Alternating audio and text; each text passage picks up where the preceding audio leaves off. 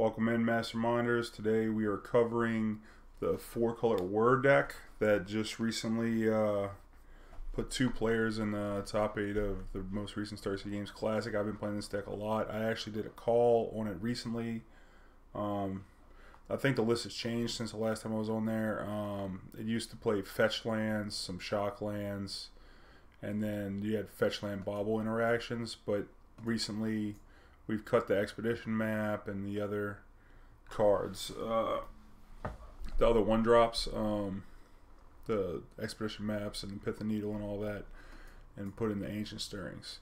And the reason we want to be light on the one mana drops is because this is a 4 Chalice deck. So oftentimes you're going to be wanting to play Chalice on 1. It's not the most insane in all the matches, but there's a lot of matches where the Chalice is really good. Like the red-blue Arclight deck, a lot of their spells cost 1 mana. But in nature, this deck is an Ensnaring Bridge deck. It's similar to Lantern. It's probably the closest relative to a deck like this. So we have Ensnaring Bridge, basically shutting down combat. Most of the decks have to win through combat, especially now that KCI is banned. It's nice that the Ensnaring Bridge is what am I doing here? I want to make sure I got the sound on this thing right. Desktop audio device. Okay, cool. Yeah. Alright, so if somebody talks in the chat, then it'll be recorded as well. Looks like we can work for 0s and 2s that are similar to our 1s anyway in Spyglass and Crypt. Exactly. That's also why we have moved the cage to the sideboard, just to decrease the number of 1s. I actually played this deck live on Sunday in a monthly Modern event, like 2 hours away, and I was missing the Pyrite Spellbomb. The Pyrite Spellbomb not being in the deck, I didn't play this Pyrite Spellbomb. I played the cage main, and I had a second Sun Droplet in the board. I do think that you can cut down on a Spellskite and just play 3 Spellskites. Play 3 Spellskites and 2 Sun Droplets, because Sun Droplet does have a big impact in a lot of matches. Even matches you wouldn't think about. But I'll get to the sideboard in a second. We're going to break down everything in as much detail as possible. So, and then, you know, if you have any questions along the way, we can talk it out. But the crux of the deck, we got a 21 card deck. Most of the lands, we'll look at the mana base here. Most of the lands are multicolor lands. We're looking at Glimmervoid. There's only 1 basic in the deck, 1 island. You don't have to play Snow-Covered Island. You play any island you want. And we have Botanical Sanctum, Glimmervoid, Spire of Industry, and Tolaria West. That's a lot of blue sources to be able to cast Whir.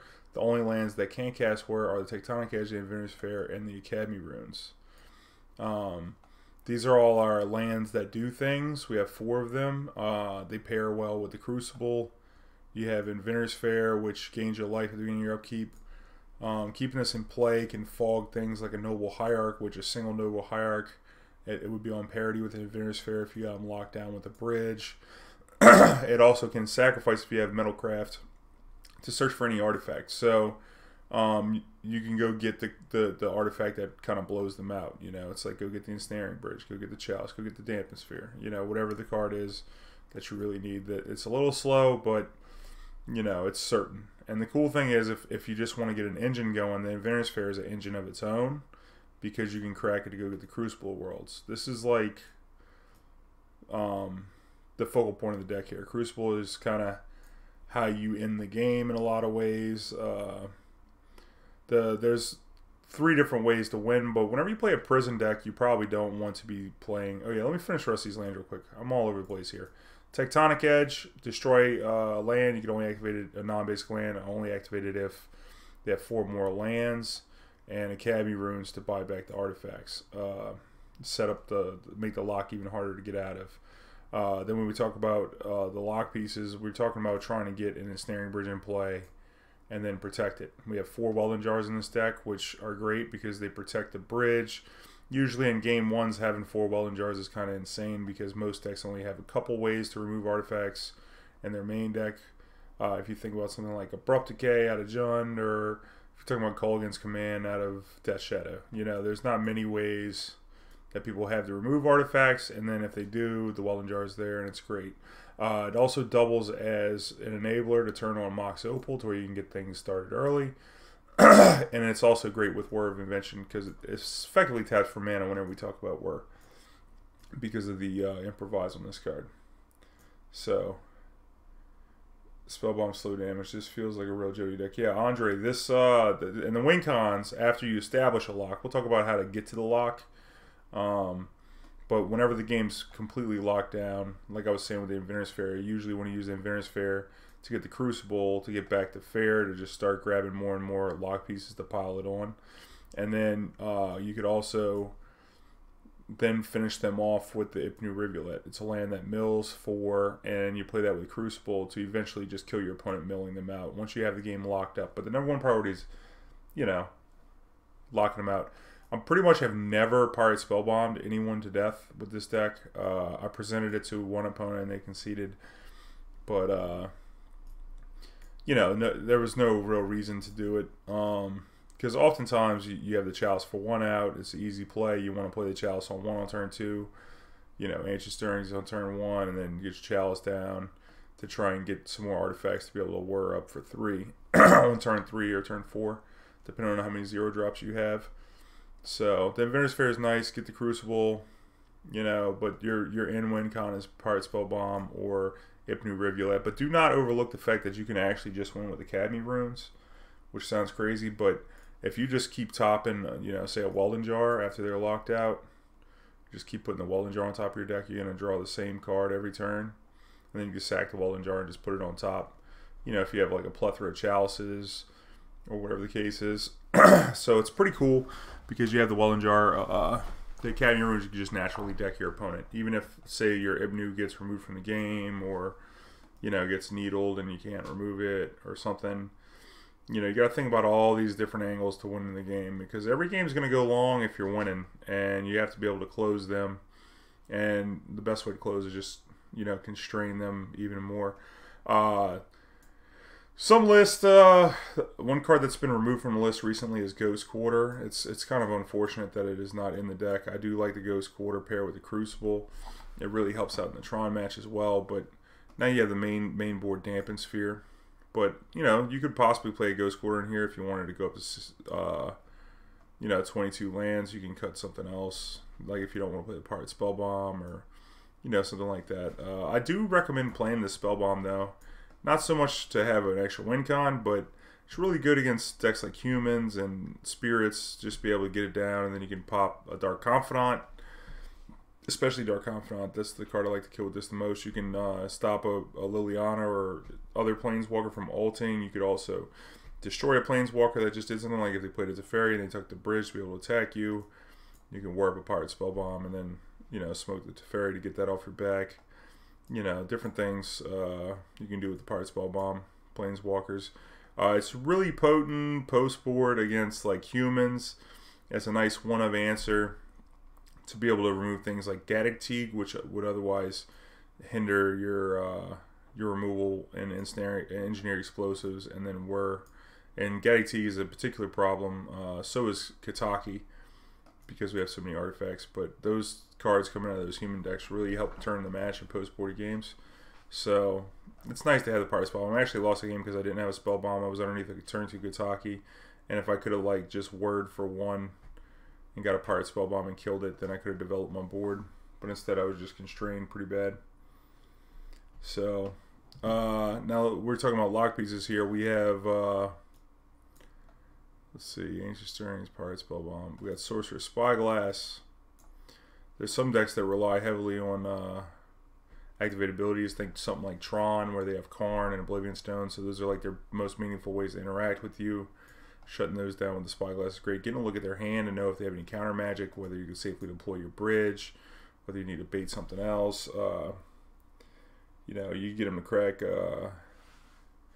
You could also pair it with some like Mishra's Bauble. Now but basically the Sorcerous Spyglass is just good at locking down things like Night of the Reliquary, Scavenging Ooze. If you're like relying on the Academy Runes, a Planeswalker is usually the most trouble for this deck. So being able to lock down a Planeswalker is also good. But it catches a lot of different things. You can name Devoted Druid to where they can't untap the Devoted Druid. There's something in every match. Speaking of matches, let me pull up this sideboard guide I got for it. So, and I will share this. It's actually the exact sideboard guide from what's his name? Cirrus, the guy who streams this. Prism Mike, they call him. The let me pull this up here. Michael Coyle. Let's see, documents, downloads.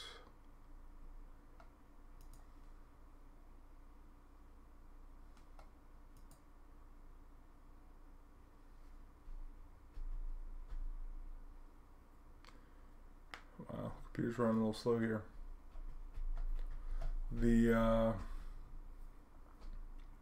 But like, since I already got the spreadsheet that's got the whole thing, so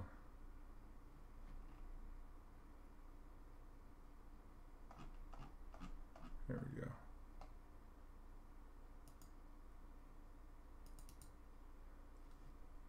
It's the PDF, okay. Alright, so we're talking about Phoenix decks. You know, there's a lot here. Basically, you're trying to get the bridge in play. Some decks you want the Witchbane. These are like the one-of cards that you want to like really. Let me go over the core real quick. Let me sort this out a little bit. These are like the one-of hate cards here. These are like the ones you want to look at. I mean, the core of the deck is basically Ensnaring Bridge, Engineering Explosives with a lot of colors. You know, trying to slow people down, disrupt their early board, stop them from attacking. Then you empty your hand to lock them out of combat. But then, you know, beyond that, you need to like also have these protected with Welding Jars, and then you also have, you can start looping Crucible. You could also play, you have Bottled Cloister, because sometimes you can't empty your hand fast enough, and the Bottled Cloister is nice because on their turn, and every time I play this card, people have to read it. So basically, on their turn, your hand gets exiled underneath the Cloister, and then when your turn starts, you get that hand back with an additional draw. So it basically lets you draw 2 cards a turn. Then you have no hand on your opponent's turn, which is good at, you know, combating discard, but it's most important for going down to 0 cards with Ensnaring Bridge out here. So, you know, that's how it goes. You have Chalice to also lock them up. So you slow them down with the Chalice, and then once you like lock out the ones with the Chalice and you get the bridge down, there's not much more that you have to worry about in certain matches. You know, you kind of chip away a little bit at a time. That's the function of prison decks, and until they're, you know, completely locked out, where you're like Crucible of Worlds, Tectonic Edge, and you know, and their lands are all messed up. They can't get up to 4 mana, beyond 4 mana. But the Singlers, we also have EE here to also support the game plan. So this is like the core of what we're trying to do, is Bridge, EE, Chalice. Think about these cards working together. They're accelerated by the Mox and the Mishra's Bauble and the Welding Jar. Where to grab most of them, but the functional cards that you're going to see often, because we play the most of them, are the Bridge, Chalice, EE. So a lot of the games are going to play out like that. There's going to be weird situations where you have these one-ofs in your hand. Sometimes they're all-stars, sometimes they're not. And when I have something like a Dampen Sphere in my hand, or a Witchbane, especially Dampen Sphere, I tend to don't mind keeping those hands, because there's a lot of decks where, you know, even something like, is it Phoenix, is going to have trouble playing 3 spells in 1 turn when you have Dampen Sphere out.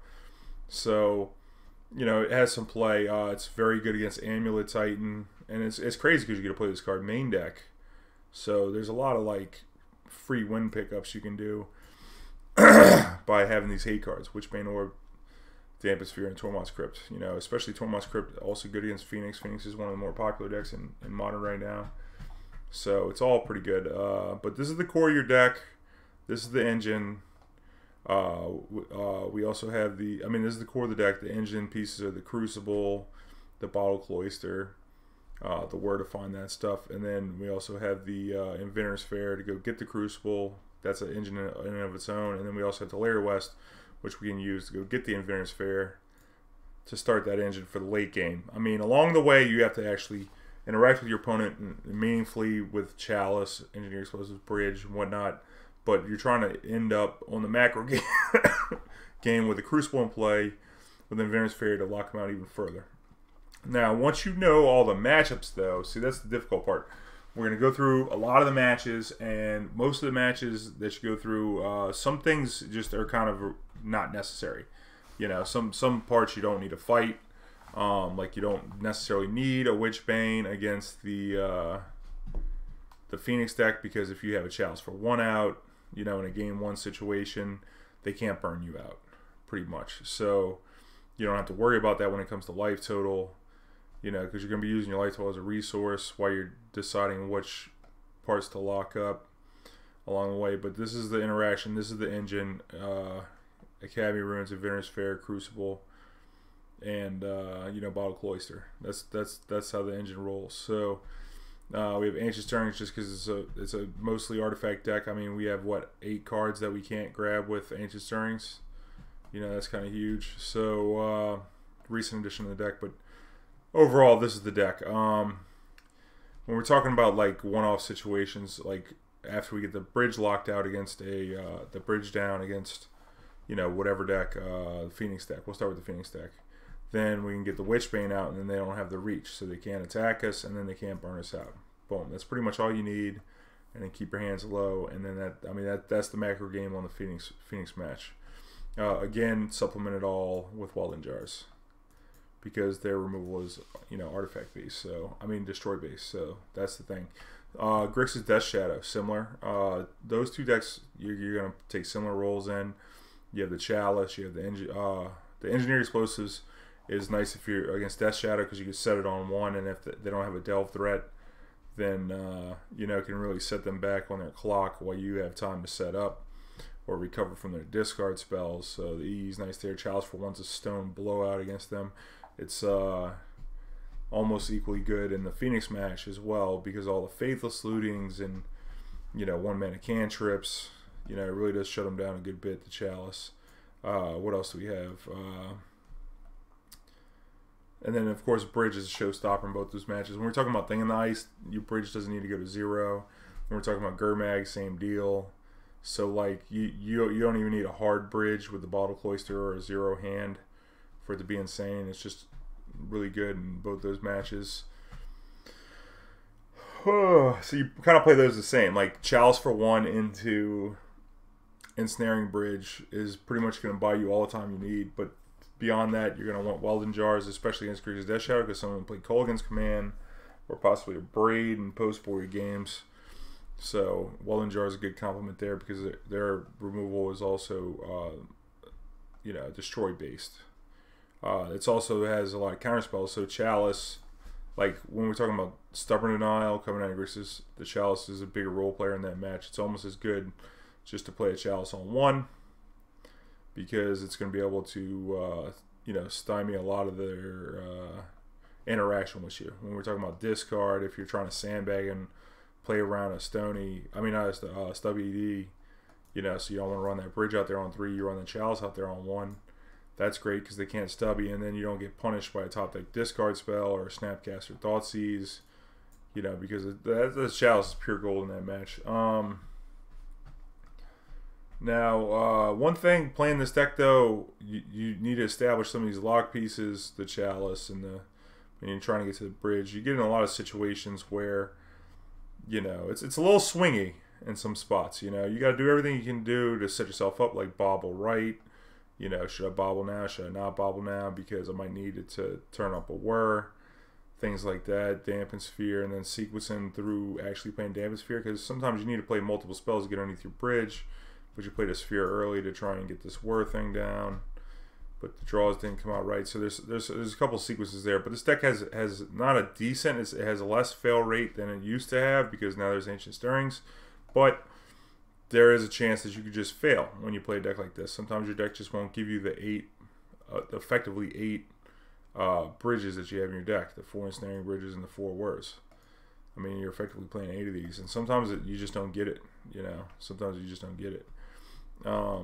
In time, let's say, because you do have Inventors Fair and Tolaria West, so like over time you will get it, but sometimes you don't get it like in time. Like I lost to Humans, and like I played a game 1 very well, and it just was in a spot where I got my Bridge that was in my opener freebooted, and you know, I just never found another one, and if I had ever, then I would have just won. So you know, you have to be prepared for that when you play a deck like this, because sometimes you're just not gonna. Some games you're just not gonna play Magic, you know. But any game that you're winning, your opponent's not playing any Magic, you know, beyond a certain amount of time. So it's a very tedious deck to keep up with, but I like to look at that as a good challenge. It's definitely a deck that you won't get bored with because there's so much going on, things you need to pay attention to. It really rewards knowing how to keeping up with a metagame, like knowing as much as like all the needle targets in every deck in the format, right? Including fetch lands when we're playing something like Sorcerous Spyglass, because sometimes they'll be right to just Spyglass a fetch land, you know. Well, which one do they play more of? You know, if we're talking about Roots of Death Shadow, they play islands and swamps, so that means Pluto Delta is the most likely of fetch lands for them to have. You know, the more information you have, the better, because this deck is all control basically. It's a prison deck, so you know, and you have to do some naming and the sequences and stuff. So it's best if you're getting in this deck to know a good amount about the modern format already. So we're talking about pretty much how the deck is designed, what you're looking to do, and all that. Now, if we talk about, you know, game plans, yeah, that's another thing I was gonna say. The needling on the fetch land is also a big play in a lot of the blue-white matches, because I mean, obviously you'd hate to use a Spyglass on that and then get rocked by a Planeswalker.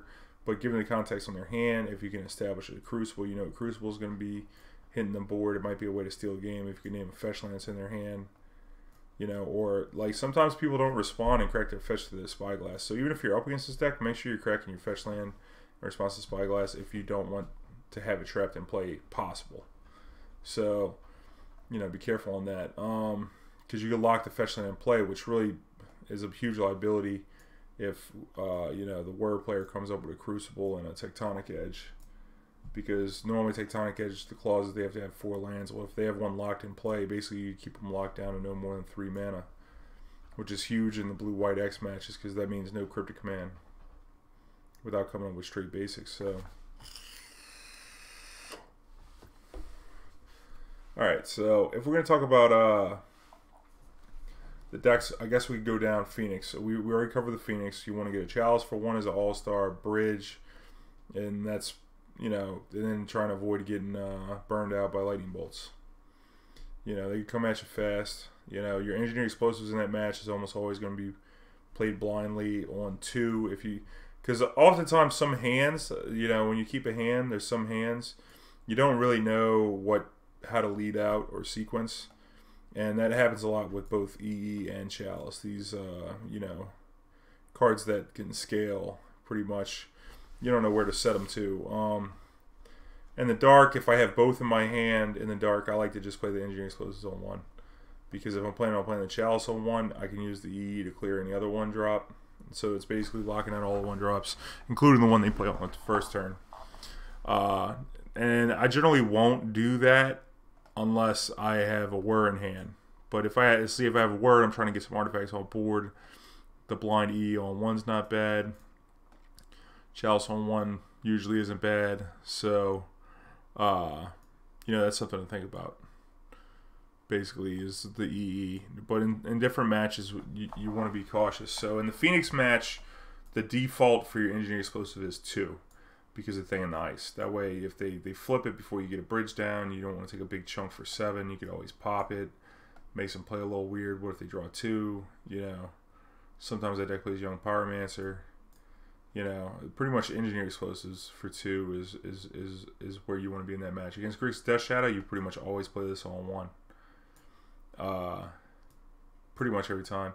Sometimes a late game one, you want to put it on 3, like if you're worried about a Liliana the Veil coming down and getting you to sack your bridge off of an ult, like, because you're going to be boarding out Spyglasses in that match. So sometimes you're going to need to pop it with the Engineered Explosives, which is fine.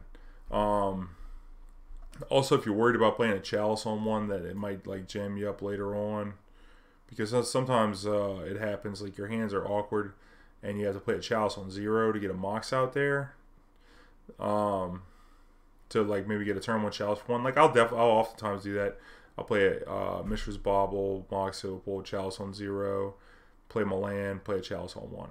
Start with turn 1, Chalice on 0, Chalice on 1.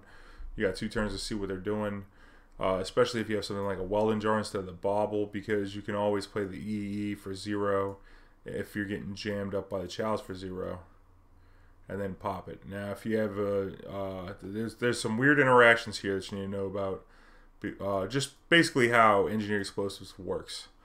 Okay, there's some things you need to know about Sunburst.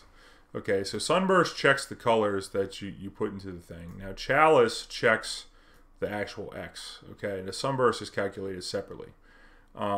So let's say we have Chalice on, say an opponent has Chalice on 0, or we have Chalice on 0, right? But we want to get an Engineered Explosive for 0 in play. Is that possible? Yes, it is. Because what we can do is we can have an Academy Runes, a Tectonic Edge, or an Inventors Fair. These are 3 colorless lands, including Ipnu Rivulet, 4 possible color sources. And just tap it for colorless, cast the Engineering Explosives. Because what you're doing is you're making the X cost 1, so the converted mana cost of the spell is 1, so it won't get countered by a Chalice for 0. And alternatively, if you were, you know, wanting to do it for 2 and you only want to put 1 color into it, you can do that too with colorless, or you can have like double blue is going to make this converted mana cost 2, but it's only going to come in with 1 counter on it, which is a good way to get through Chalice for 1 when you want to actually have an Engineered Explosives come down for 1. You pay 1 more. You could also do weird things like against Spell Queller. Sometimes late in a Spell Queller match, you might want to play this Engineered Explosive for 5, only putting 3 colors into it if you want to get that, or 2 colors or 1 color. However many colors you want to put into it, make sure you only put that amount of colors, but you make the total converted mana cost 5, it can't be Spell Quellered. So there's a lot of weird things. The last one that you should know about with Engineered Explosives, because it's a little common in Modern, is against Thalia or any kind of taxing effect. Let's say even our own Dampen Sphere, okay?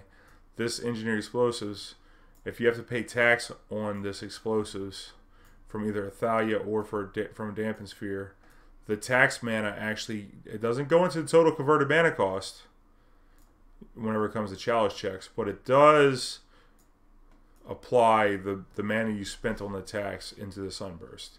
So what does that mean? Okay, well, let's say that there's a Thalia in play and like a Freebooter in play, right? So you really want to get this Chalice for 2 down, or like a Meddling Mage and a Thalia, and you're a little strapped on mana. You got, or you're not strapped. Let's just say you have 4 mana, right? And there's, you know, a plethora of the Hate Bear two drops out there. The Thalia, you got a Freebooter, and you got a Meddling Mage, right? So what you can do is you can play the Engineering Explosives for 1. X equals 1. And then since the Thalia is in play, you have to pay 2 mana for it. So you pay 2 different colored mana, and then it'll come into play. So the total converted mana cost on the spell was 1. The Sunburst was 2. And you spent 2 mana to play it, because you spent 2 mana to play it with the Thalia. So then it'll come in with 2 counters. You only pay 2 mana to put it in play. And then you have the 2 left over to go ahead and pop it to clear the opponent's board, which is nice. You know, you also want to be wary about how you sequence, especially when it comes to EE, because if you deploy something like some 2s and you know that your opponent's going to be a deck that you really want Engineering Explosives on 2 on, you don't have any Welding Jars to like correct your mistake, because sometimes Welding Jar will just save your ass, because if you misplay the Engineering Explosives, or your draw doesn't play well with the Explosives for 2 you play, but you feel like you got to play a Spyglass, you know, something like that, the Welding Jar can always regenerate in front of your own Engineering Explosives. That happens a lot. Do not forget that when you regenerate with Welding Jar also, if the artifact is destroyed, then it becomes tapped. Most notable instance of this happening is whenever you have a card like...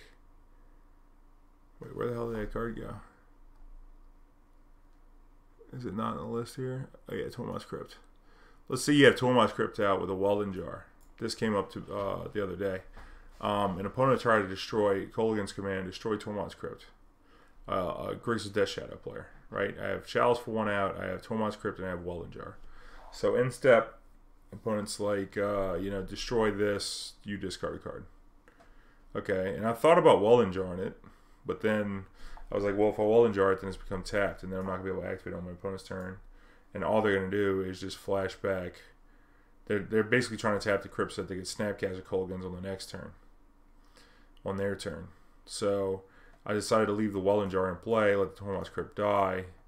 That way I have the Welding Jar for the Chalice on the next turn, instead of them actually being able to get everything by us using the Welding Jar. I mean, it sucks to lose the Crypt there, but it wasn't super necessary because there was no way around getting around that Snapcaster on the Kolaghan's. So it's better to just have a pile of jars, which is cool. Pile of jars is the way you protect everything. So yeah, with same thing happens with Mox Opal, which might come up. You know, the Mox Opal will become tapped if it gets destroyed. Like, if, you know, this happens sometimes if an opponent plays Engineering Explosive for 0 and they go to pop it to destroy your Chalice and your Mox or whatever.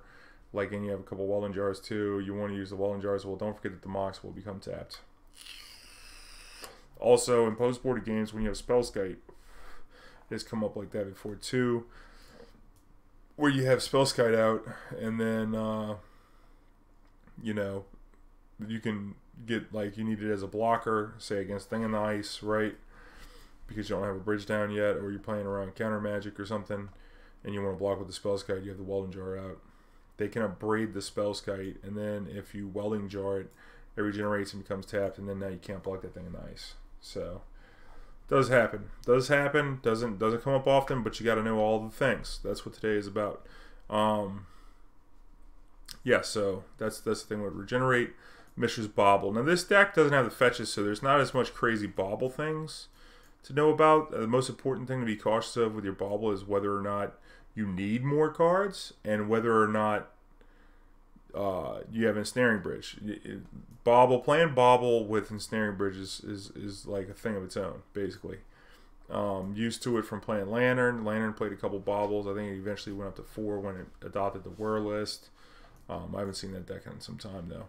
But, you know, you want to be careful that you're not drawing too many cards and you can't empty with your bridge. So that's the type of thing where you need to consider each matchup. And, you know, when you go into every matchup, you need to know the levels on everything, basically. When you address each matchup, it's like, okay, if you're playing against Phoenix, you need to know what the bridge level needs to be. Okay, the bridge level needs to be straight less than 3. So 2 cards you're probably safe, because they usually don't play Snapcaster. Unless they show you something different, you're pretty much clean, no combat with the bridge out there if you have 2 cards in your hand. Now, it's a little different against Great Death Shadow, because that number can actually be quite high. It could be 4 or 3, because all their threats are pretty much going to be like 5. When we're talking about Gurmag and stuff, Death Shadow, you know, that one varies, obviously. So you're gonna, that's going to gauge your bridge number is going to shift a lot in that match when you're thinking about it. So it's a lot to consider all throughout. You also need to know your Chalice levels. What's the ideal Chalice numbers? Because, like, when you play against something, let's say Amulet Titan, you play a Chalice on 1, it's great. Stops the Amulet, stops the Ancient Stirrings, you know, stops a lot. The little Tribe Scout, things like that. So Chalice on 1's already good, but you also have to consider that at some point you might need to play a Chalice on 0, especially in post-boarded games, because you want to be able to show up the Summoner's Pact. Especially if you see a Tolaria West out there and you don't want to Spyglass it. That's a little weird situation, because they play Engineering Explosives, they play Tolaria West, they play some cards that mirror the cards in your deck, so when you Spyglass, you also turn off your own. You know, there's some weird situations like that that come up. But the Chalice number is 1, but you might want to consider that Chalice on 0 could be a thing. And then at a certain point, maybe you want to have Chalice on 3. You know, if you're worried about, you know, Engineering Explosives. Not Engineering Explosives, because that Explosives beats Chalice all day, because you could always just put more colors into it. There's nothing hard locking. Chalice can never hard lock at EE. Unless in a situation where they want to do it on 0, and their deck has no colorless mana sources. In which case, you can play the Chalice on 0 to defend from EE on 0. Again, those situations, every little situation comes up weird, and every time I play this deck, there's more that I learn from the deck. I feel like I've mostly mastered it now. I could play it without thinking about it too much, which is good. But I mean, I've been playing the deck since last March, and it's changed a lot. So every time I change it, there's definitely you know, more to learn. So that's cool. But you need to know your Chalice number. You need to know what your bridge number is, the number of cards in your hand. You need to know the best EE numbers, so you can preempt your EEs on your way up to your Whirs in the right order. And then you also need to know the possible things that you can needle and any of the bombs that you really need, like top tier Whir targets. You know, in most matches it's going to be getting a bridge, but you know, sometimes it's better in other matches, like Dampen Sphere is going to be better than bridge against Tron. You know, that just makes sense. So same thing against Storm. You know, those are pretty obvious. Against Dredge, you know, things might change based on different situations, but like it might be right to get Tormod's Crypt. There's not much pressure on the board, because if you get a Tormod's Crypt, you can exile their graveyard, which can also counter Creeping Chills. And then, especially if you have a setup that involves an Academy runes, like that's, you know, close to a hard lock against Dredge if they're not already on the board. Tormod's Crypt. Also bear in mind that Tolaria West can function not only as a way to get the Inventors Fair thing started, you could also grab the Tectonic Edge if you already have the Crucible rolling, or the Ipnu to finish the game. But oftentimes, I think the card that I've Tolaria Wested for the most is probably Welding Jar. Oftentimes you just pay 3 mana to get a counter spell to protect one of your artifacts, basically. You know, because you've already put the lock down, now your opponent's scrambling, trying to find a way to remove this bridge, and then you just like Tolaria West, go get a Welding Jar. And then in post-board games, whenever we're talking about like, let me move this over so that we can see this whole sideboard. It's a bad pick. I think I took a bad screenshot. But you got Tezzeret the Seeker, which has been in and out of the deck. The original version of the deck played 1 main, 1 board. There's some advantages to this card, but you have the -X that searches for an artifact that costs X or less. There's a lot of situations where you play the Tezzeret when you're already ahead, and you just zero it like 3 turns in a row and just grab Welding Jar, Welding Jar, Welding Jar. Especially against a deck that plays Ancient Grudge or something like that, you just shit out a bunch of Welding Jars, basically. You know, then that's enough protection. Yeah, Chalice levels, bridge levels, needle targets, and EE, preemptive EE numbers. These are the things you want to know in every match. So that's probably what I should be covering right now. We can talk about sideboarding later. I'm just going to drop the sideboard guide in the group, the PDF. And this is just from a previous configuration that didn't have the Pyrite Spellbomb main deck. Instead, it had the Cage main deck, no Pyrite Spellbomb in the deck, and a second Sun Droplet on the board. I don't think it's a bad way to go, but I definitely did miss the Pyrite Spellbomb recently. So, something, you know, obviously, you know, this isn't the end-all, be-all list, and things change, and meta changes, and you gotta decide what you want. Sometimes you want the second Aether grid, and you don't want this Tezzeret here. You know, I think the Tezzeret's fine, but I didn't have any access to this card on Sunday to give it a real try, so I ended up playing a Ghirapur Ori. There's so many cards you can play with this deck. Ghirapur Ori. I think I'm spelling this right. Yeah, okay. Yeah, so this is an odd artifact. There's like the crazy artifacts you could play. The Ori's 4 mana. Basically, each player has exploration. They can play an additional land each turn. And then at the beginning of each player's upkeep, if that player has no cards in hand, that player draws 3 cards.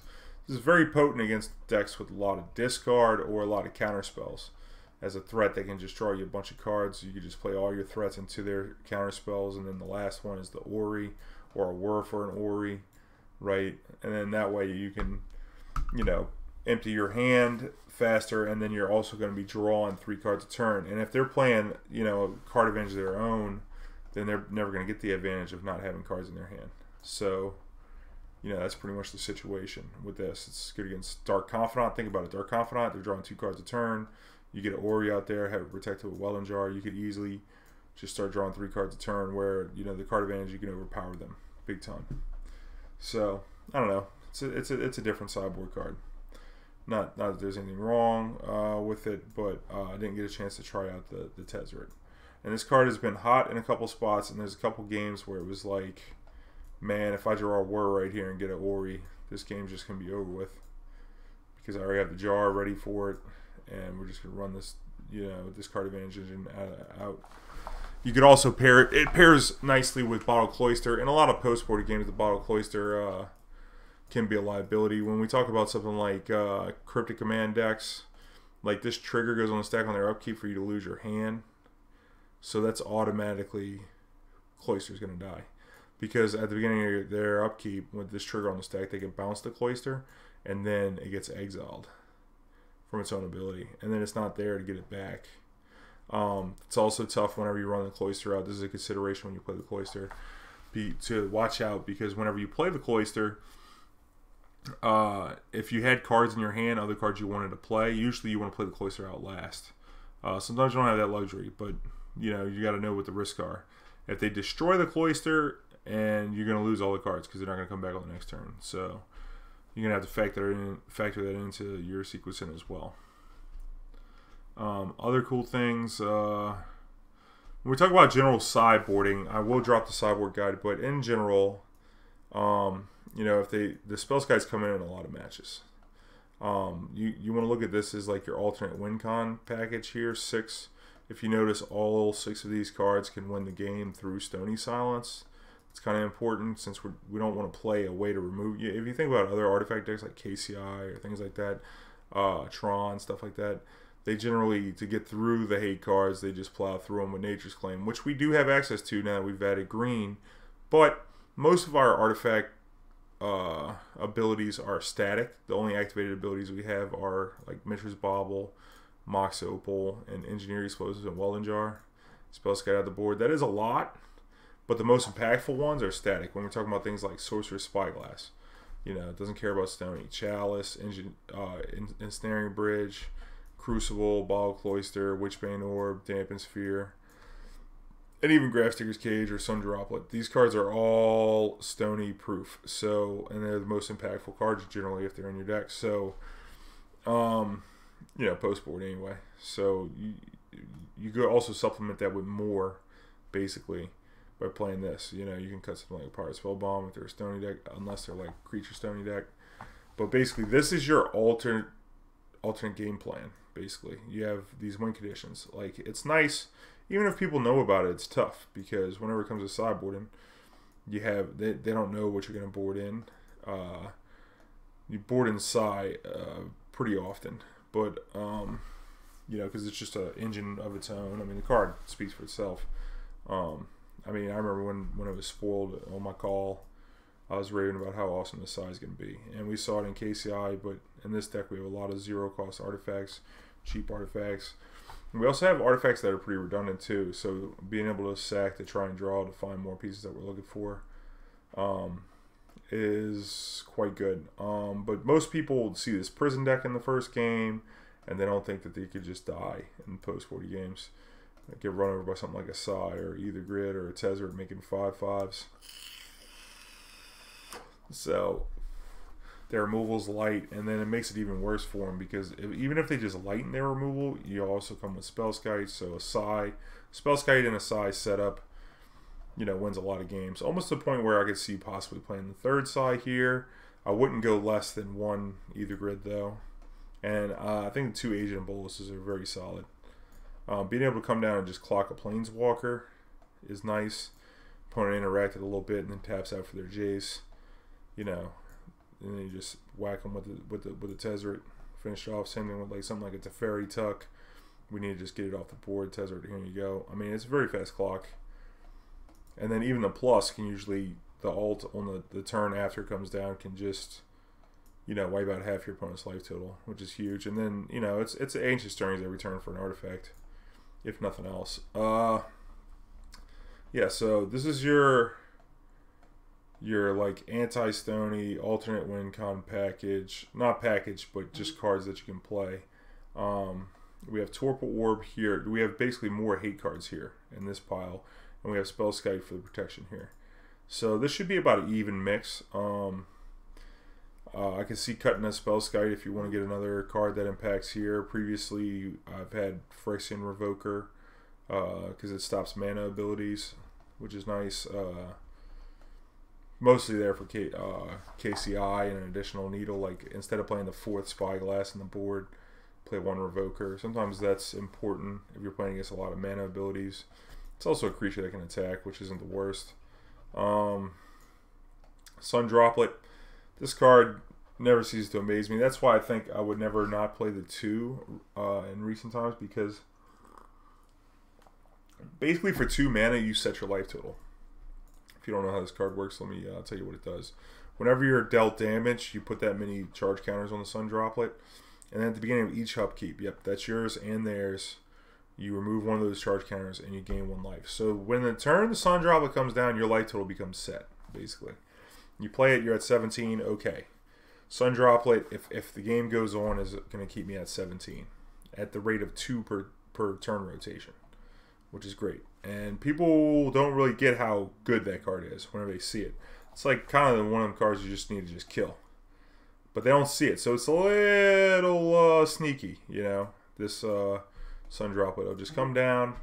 You know, the opponent will have like a Noble Hierarch. I mean, it blanks Noble, double Noble, over the course of the turn rotation, which is huge, because that's one of the few ways that people get underneath the bridge. Also, it can stop the, like, even if you stabilize the board with the Ensnaring Bridge or whatever, and the Sun Droplet comes late, you're at like 8 or something, you can play the Sun Droplet, boom, now, or say you're at 6, you play Sun Droplet now, it's like you need them 2 bolts right now. You need them both at the same time. And then if you have Inventors Fair to increase your total life total, that just makes the ceiling higher on this. So then even a late Sun Droplet is good if you have an Inventors Fair, because a late Sun Droplet, you know, it'll buffer you a little 1 at a turn. There's a lot of triggers there that you don't want to miss. Inventors Fair, make sure you put the dice on top of your deck. When you pass with a Sun Droplet, say pass with upkeep effects. That way you don't miss this. Make sure you don't miss your Bauble. There's a lot going on. But pretty much this is the gist of how the sideboard is set up. And I guess since there's 40 matches in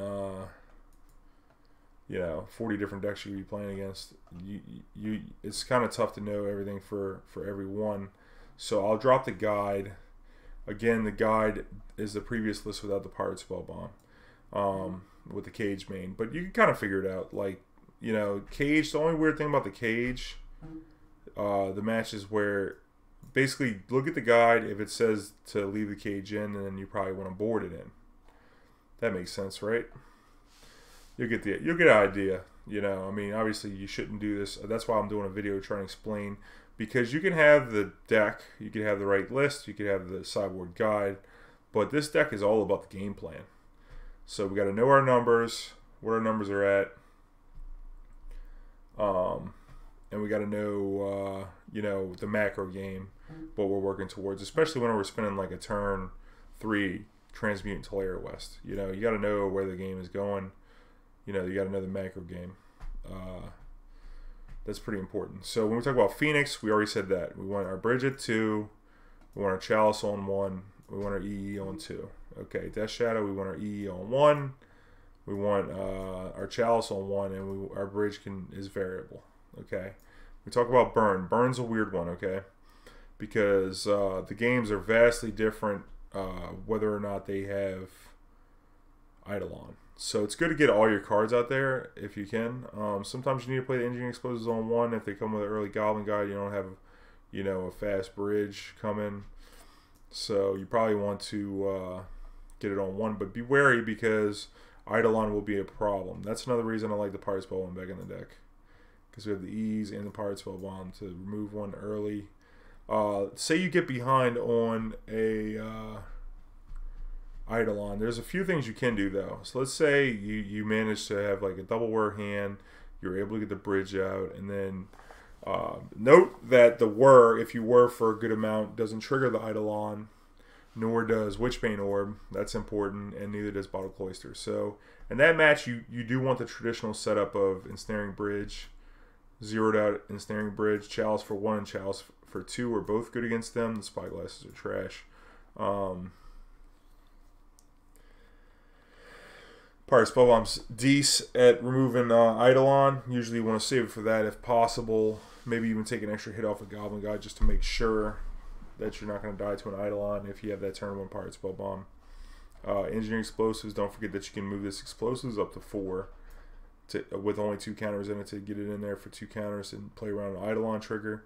That's a couple tricks to that match. The Dampened Sphere is pretty terrible. The Witchbane is great. The Graveyard, Tormod's Crypt, not good. But basically, we're just trying to set up a bridge. Now, if there's Eidolon out there and we have the bridge already, we want to go for this Bottled Cloister hard. Witchbane, Bottled Cloister, Ensnaring Bridge, they can't beat you. Game 1, can't beat you. Post board, they do have some artifact removal. Someone play Rest in Peace and might do something funny with the Rest in Peace. But basically, the game plan is the same post board. You get some help, they get some removal, you get some help with the Spellskites. So post board Welding Jar is really huge because it powers out your Whir. It's one of the best cards post, and then also just stops their very light, you know, artifact or enchantment removal that they have boarded in. So Welding Jar is an all-star post board. Also Spellskite, Sun Droplets, as many as you have. That's another reason I like playing multiple Sun Droplets. In that match, I do not like playing. Sometimes I like the size. I mean, you'll see in the sideboard guide, but for the most part, that's the setup that you're trying to have. You know, multiple chalices to slow them down, and then you know you want chalice to slow them down, and the removal to slow them down, and then you want to set up the bridge, Witchbane, Bottled Cloister. If you do have Engineered Explosives, Inventors Fair is pretty important to get down early too. But if you have Engineered Explosives, you have Inventors Fair rolling, you have Academy Runes, then you need the bridge less, because since you do have a form of life gain, and you can loop the Engineered Explosives to blow their stuff up, it's not as necessary. Don't forget, because you'll likely have a Chalice for 1 out if you're in a game like that, to do your Variant X on the Engineering Explosives. Person is about knowing the interactions and important cards more so than like having an exact set of cards, right? Yeah, definitely. I think Prison Decks, yeah, definitely. You got to have a plan, pretty much the plan, and things will change. You know, I got caught on a video in Dallas, and I don't know if I think I told that story on my call the week after, but I was on camera and I instep Word for 9 and got an Expedition map, which was previously in the deck, and then I cracked the map to get Inventors Fair, and then Inventors Faired up a Welding Jar. And the problem was the judge told us that we only had 3 minutes on the clock. So I boarded out all the bridges. And I boarded out all the EEs. And I just boarded in, you know, all the cards that could do damage, because I only had 3 minutes. Anything I could do damage plus Spellskite, get it in the deck. So it's a little weird, you know, because, you know, everything's subjective, but this is pretty much the plan, you know. So yeah, for burn, told you that setup. Humans is a weird one. Don't forget, because, you know, the Chalice for 1's not bad, because they play Noble Hierarch in their deck, so if you can get a Chalice early to deny either Vial or Noble Hierarch, bear in mind that the Cavern of Souls can play through Chalice. Chalice is not that good in that match, but you do have to play game 1s.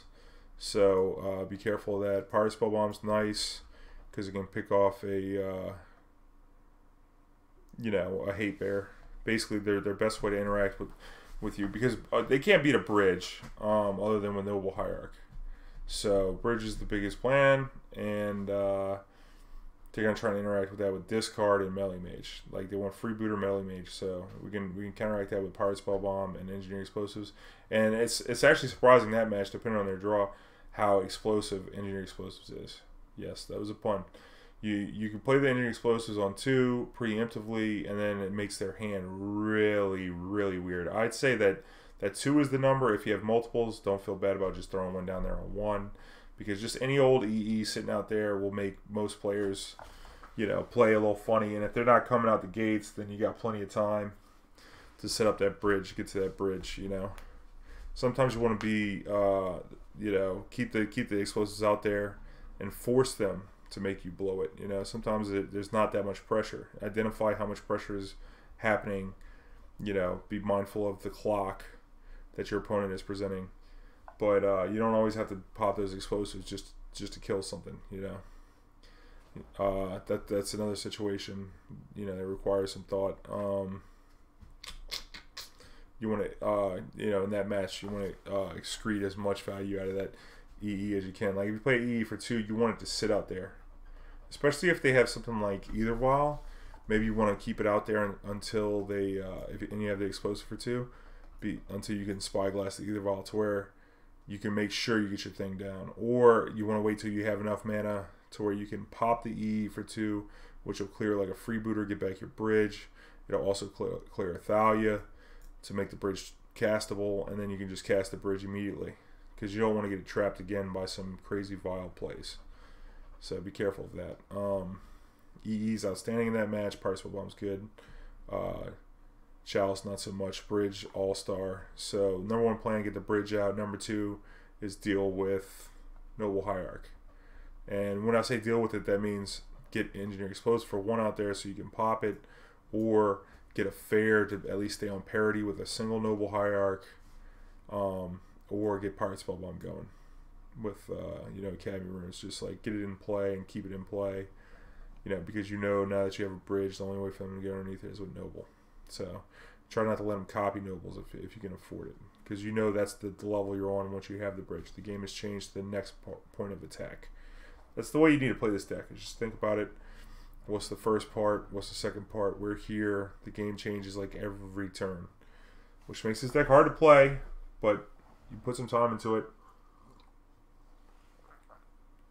you'll get it all.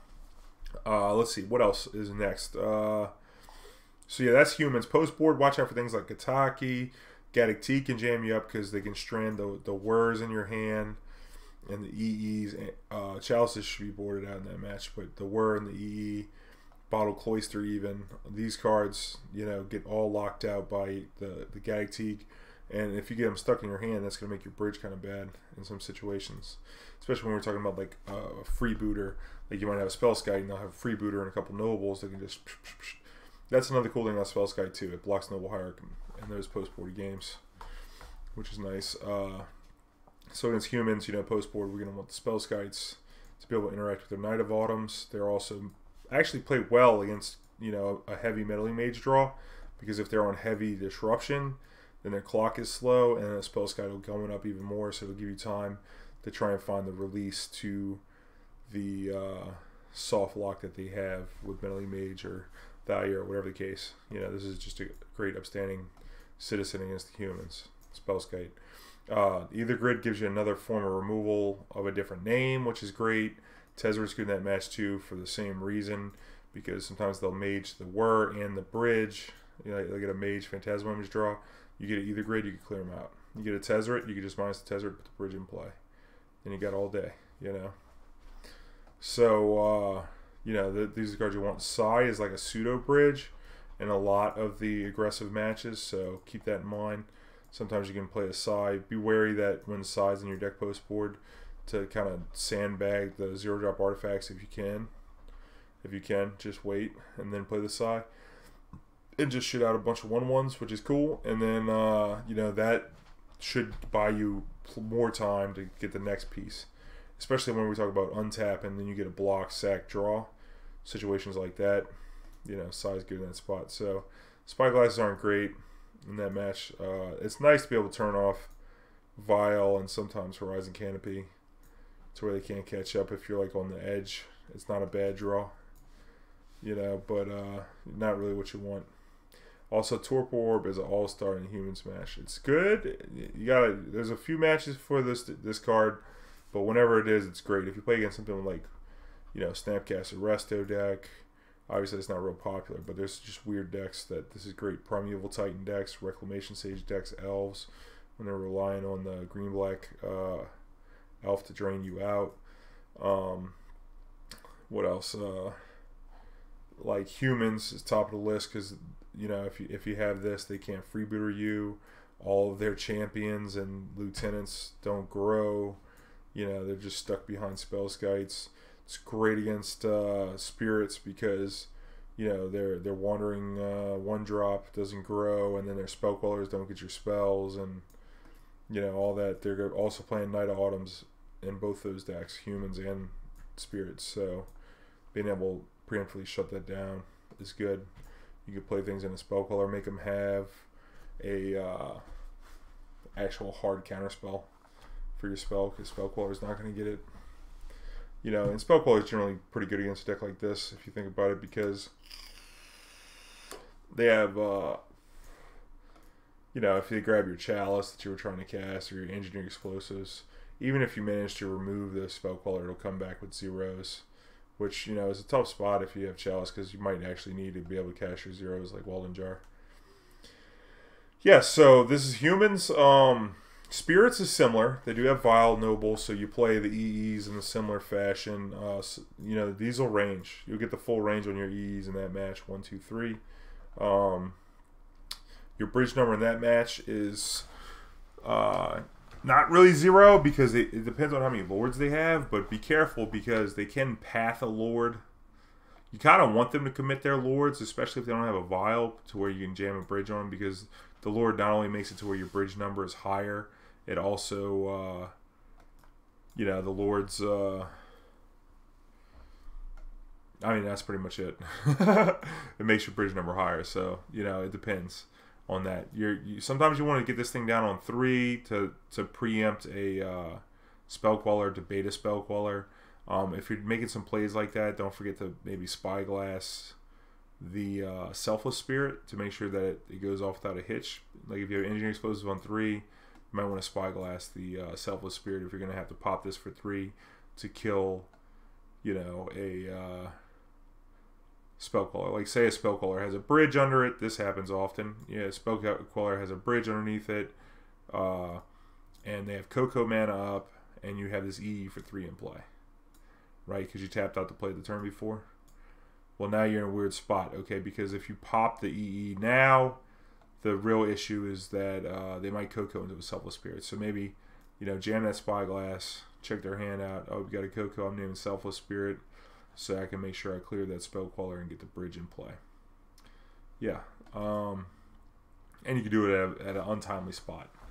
You know, be careful about that too. Playing around spirits, I mean, it's similar to other decks playing through those cards. But generally, we're just trying to get a bridge out. In game 1, the bridge, we'll just do them in outside of the Noble Hierarch. So, you know, make sure you got the Noble Hierarch check with Inventors Fair, Pyrite Spellbomb EE. You know, have that set up after you've already established the Ensnaring Bridge post board. That deck gets a little weirder because they do have Stony and Rest in Peace. It gets a little crazy because you don't know which hate card they're coming with. So, overall rule, I like the size.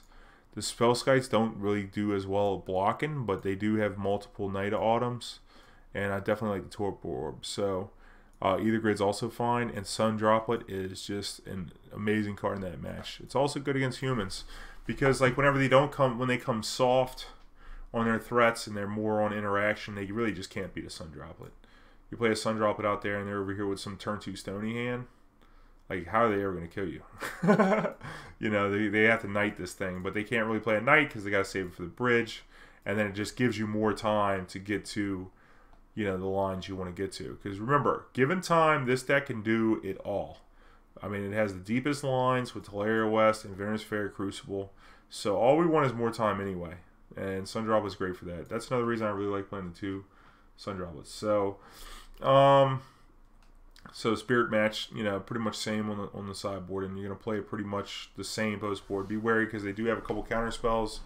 You don't have to worry about Melee Mage. Don't forget that if you're whirring for more than 1, they can't spell queller it, which is a good way to get the bridge in there. Also, if they only have so much mana and they don't have a Vial, don't forget to overload. You play this deck a lot against counter spells. This is your instant. You want to overload the instant on the end step, and then next turn follow with the big punch, you know, generally. There's also a couple tech edge plays you can do to mess their mana up too. Also, it came up Psy. I had Psy, I didn't have a bridge, and I had a bunch of 1/1s, and I had a Sun Droplet. So now my opponent had a few Lords, but I definitely had more creatures because I had a couple of Spellskites and a Psy and some Thopter tokens. So it got to a point where I had so many tokens that I can quadruple block one of the Lords. Now, I had 4 1/1s. He had a Geist, the Geist Lord. I forget the name of him. The 3-drop Lord. And he had the 2-drop Lord out there. And so he didn't want to attack with the 3/3 because they had 4 spirits, but he attacked with the 2/4.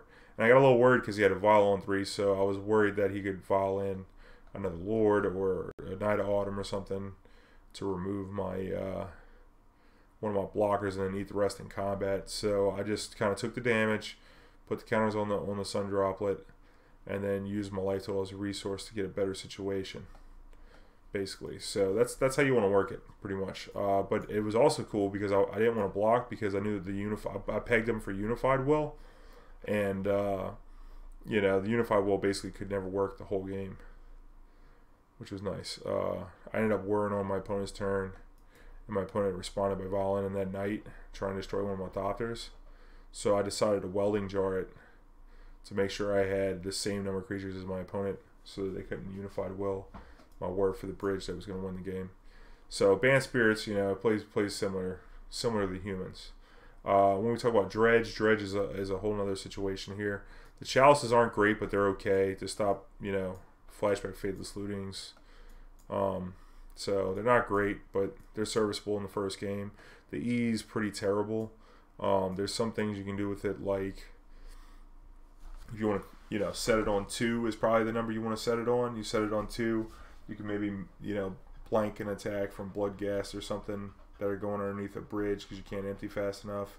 I would say the default is 2, but don't be scared of just running out there to turn on Metalcraft early to try and get things going. There's not much you want to destroy, maybe a Shriekhorn.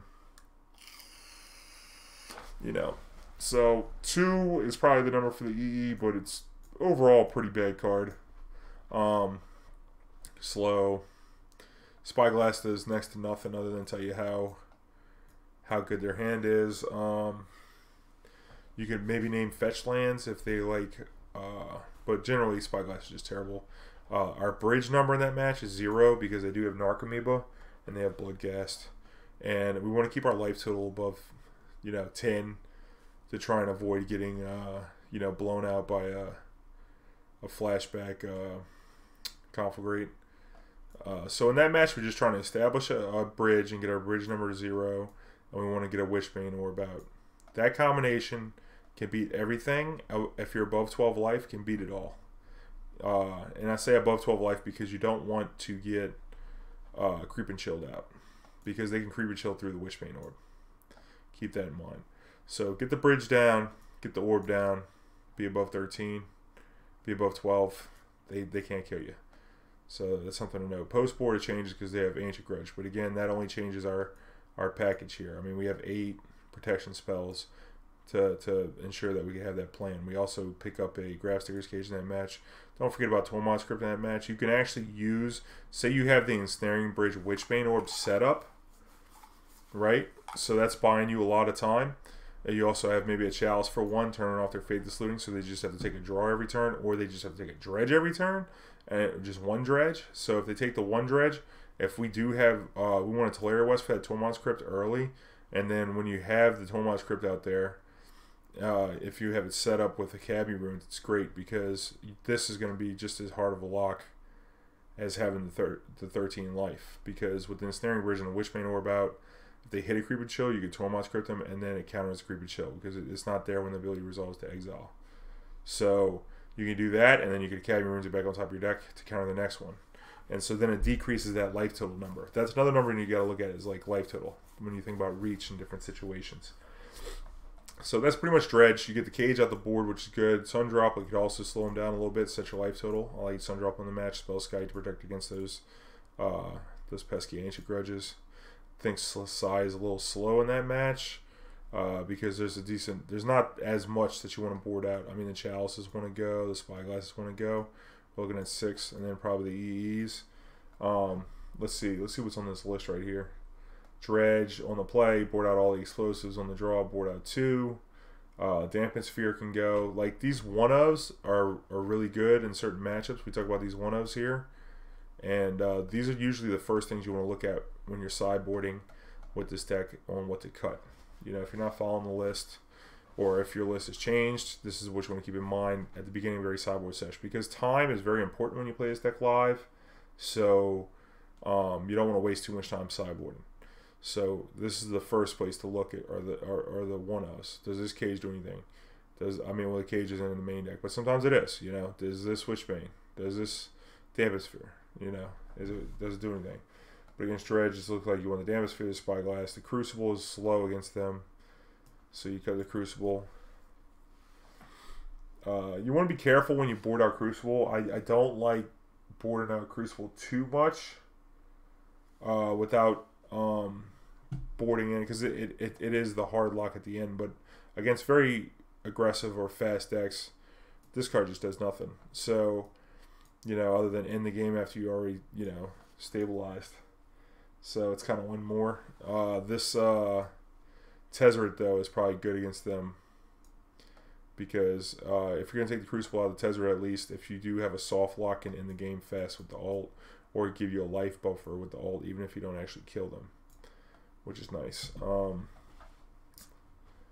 Yeah, so, you know, you definitely want Sun Droplet, Spellskite, Tezzeret, and then Cage, you know, if it's not in the main deck. Pretty much. That's the plan for the Dredge match. If we're talking about Amulet, that's a whole clusterfuck of a match, because there's so many layers to it. There's the early layer where if you get a Chalice for 1 before they get an Amulet, that's great. You really want to establish an Ensnaring Bridge. But you really need to do this with protection. And whenever I say protection, we need protection from Rexage, because most people main deck it and they have pack to go find it. Bear in mind, we can put Chalice on 0 for the pack, but don't do that if you don't have the protection like Welding Jars, or are going to need a significant amount of it. Like if you have multiple jars out, maybe it's good to Chalice for 0. So the Chalice number could be 0 or 1. The bridge number is mostly less than... The bridge number is usually just 5 because of the prime time, but at a certain point you need a 0, and then at a certain point they also can get you with the plant and the Slayer Stronghold. So sometimes this needs to be 0 and then actually -1. I'm just going to say -1 whenever we're referring to things like Noble or 0 power attackers. -1. Your bridge number is -1. That means they can get underneath the bridge. We're going to coin that phrase right now. Your bridge number is -1 in that match, similar to you know, humans and you know, spirits. But spirits number is it's a soft -1 because, you know, they have lords. So okay, so Amulet's strange animal, because we have Tectonic Edge, which is really good against them. Dampen Sphere is great against them. We need protection for these cards. I want to say Dampen Sphere is the first. Like, I generally like to get the Dampen Sphere before I get the Ensnaring Bridge if I have a Whir. And it's possible that I can, you know, shut them off if we ever cast in the prime time. Don't forget that Dampen Sphere also makes those lands that tap for 2 colored mana tap for colorless. So that's kind of important when we're talking about things like them trying to get an Engineer Explosives out to 3, or, you know, them just like being able to cast. Sometimes they won't have the double green to cast prime time. There's because a lot of their green mana comes off those bounce lands, so that's something to do. Spyglass targets. I think the biggest one for Spyglass is going to be EE if you don't have Welding Jar to protect your bridge. You could also name Tolaria West if you're really worried about something. That usually comes up in post-40 games when you don't have a Chalice on 0 and you're really worried about Tolaria West for a Summer's Pact for the Ogre. That deals you 6 every time you play a spell. So, but really you want Slayer Stronghold. That's going to be like the #1 for sure. The #1 call for 2 reasons. Well, #1, it makes the Titan slower. Okay, the Titan's just never going to have haste, even if they have an amulet. They can't really capitalize. That turn gives you a whole turn to set up a bridge. So, like, I like naming Slayer Stronghold unless I got a handle on it with Tectonic Edge. Be careful when you play Tectonic Edge against them, though, because if they have a snake in play, they could always instant speed in a bounce land and protect their land from Tectonic Edge. So that's a little scary. Also, you want to hold the Tectonic Edge up in a lot of situations when they have amulet. That way, whenever they play the bounce land, before they untap it, you can Tectonic Edge it. And usually with Spyglass, you get enough information on how to make those plays. But those are lines you need to look for. So we're trying to set up Dampen Sphere to slow them down. That's going to slow them down the fastest. And then we want to set up a Crucible. Tectonic Edge is the plan that we're really trying to set up. And then we're using Chalice for 1, Engineer Explosives. I mean, not Engineer Explosives, Ensnaring Bridge to try and, you know, hold that off. E's of our own are not great, but if you're in a pinch against that plant strat, like if they're on plant plus the Slayer Stronghold, then sometimes playing this on 0 isn't that bad. Just to try and get you through a turn or two to try and find a Tectonic Edge for just to hold on long enough to try and get rid of that land when you got everything else handled. And then also sometimes you need a Spyglass, the Walking Ballista, when you have the bridge set up, because that's another way they can kill you. Again, that's a card that's not always going to kill you, because if you have a Dampened Sphere, then that's a lot of mana. If you have Inventors Fair, that like blanks 4 of their mana every turn for the shot, and it could be completely shut down in game 1s with Witchbane Orb. So post-board it gets a little weirder. Most lists now are playing the white version, but if they're playing Gruul Turf, then they have Braids and different things like that. So we're going to want to cut the explosives, because most of the time we'll probably be Spyglassing the explosives. And then we're going to cut one Mishra's Bauble, and we're going to cut Tormod's Crypt because they don't have any graveyard. And we're going to cut a Grafdigger's Cage, no graveyard, and we're going to cut the Witchbane Orb, because it really doesn't do anything but stop Walking Ballista, which can be handled by the extra Spyglass we're going to board in. If it's even necessary, we're also boarding in Spellskite, which is another good answer to Walking Ballista if you already have a bridge. You know, you're going to want the Spellskites in there. But, you know, in post-board games, you just kind of want to get the setup early, and you want to get it with the Cloister too. You need protection, bridge, Cloister. That way, you got the 0 bridge going. Some things will interact weird. Unless you can establish a Crucible Tech Edge early. Some hands can do that. That's like my favorite line to go for against them. But especially if they're underneath the Dampened Sphere. But if they're coming out fast, you need a Dampened Sphere to slow them down. Then you want to set the bridge in with the Bottled Cloister. You want all that set up before Rourke Dar comes down. Because once the Dar comes down, it's going to be a real issue. Because every time you play a spell, you're going to take 6. That means we're going to want Inventors Fair out there, so we can play a spell every 6 turns. Because we have no way to kill that thing. It's 6 mana. So we need that. We need the Bottled Cloister out there to where they can't attack us, because at a certain point, your hand's going to be 6 spells. Even if you're locking them, you're going to have 6 spells if they manage to get that Ogre out. This is a very corner case card that you have to be prepared to actually just beat that card of its own. That one and Zakama. Sometimes they play Zakama on the board. I think it's overkill, but that's one that you might want to be wary about Spyglassing. Sometimes you'll name it even if they don't have it in their deck, you know, because you got a good handle on everything else. Like, you don't need to name Slayer Stronghold because you got the Tech Edge going.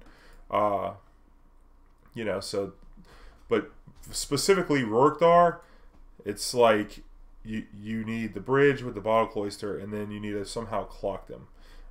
You can gain life with the Inventors Fair. If you got the Cloister out, they can't attack you while you work their mana off, and then, you know, play a spell every now and then, pretty much.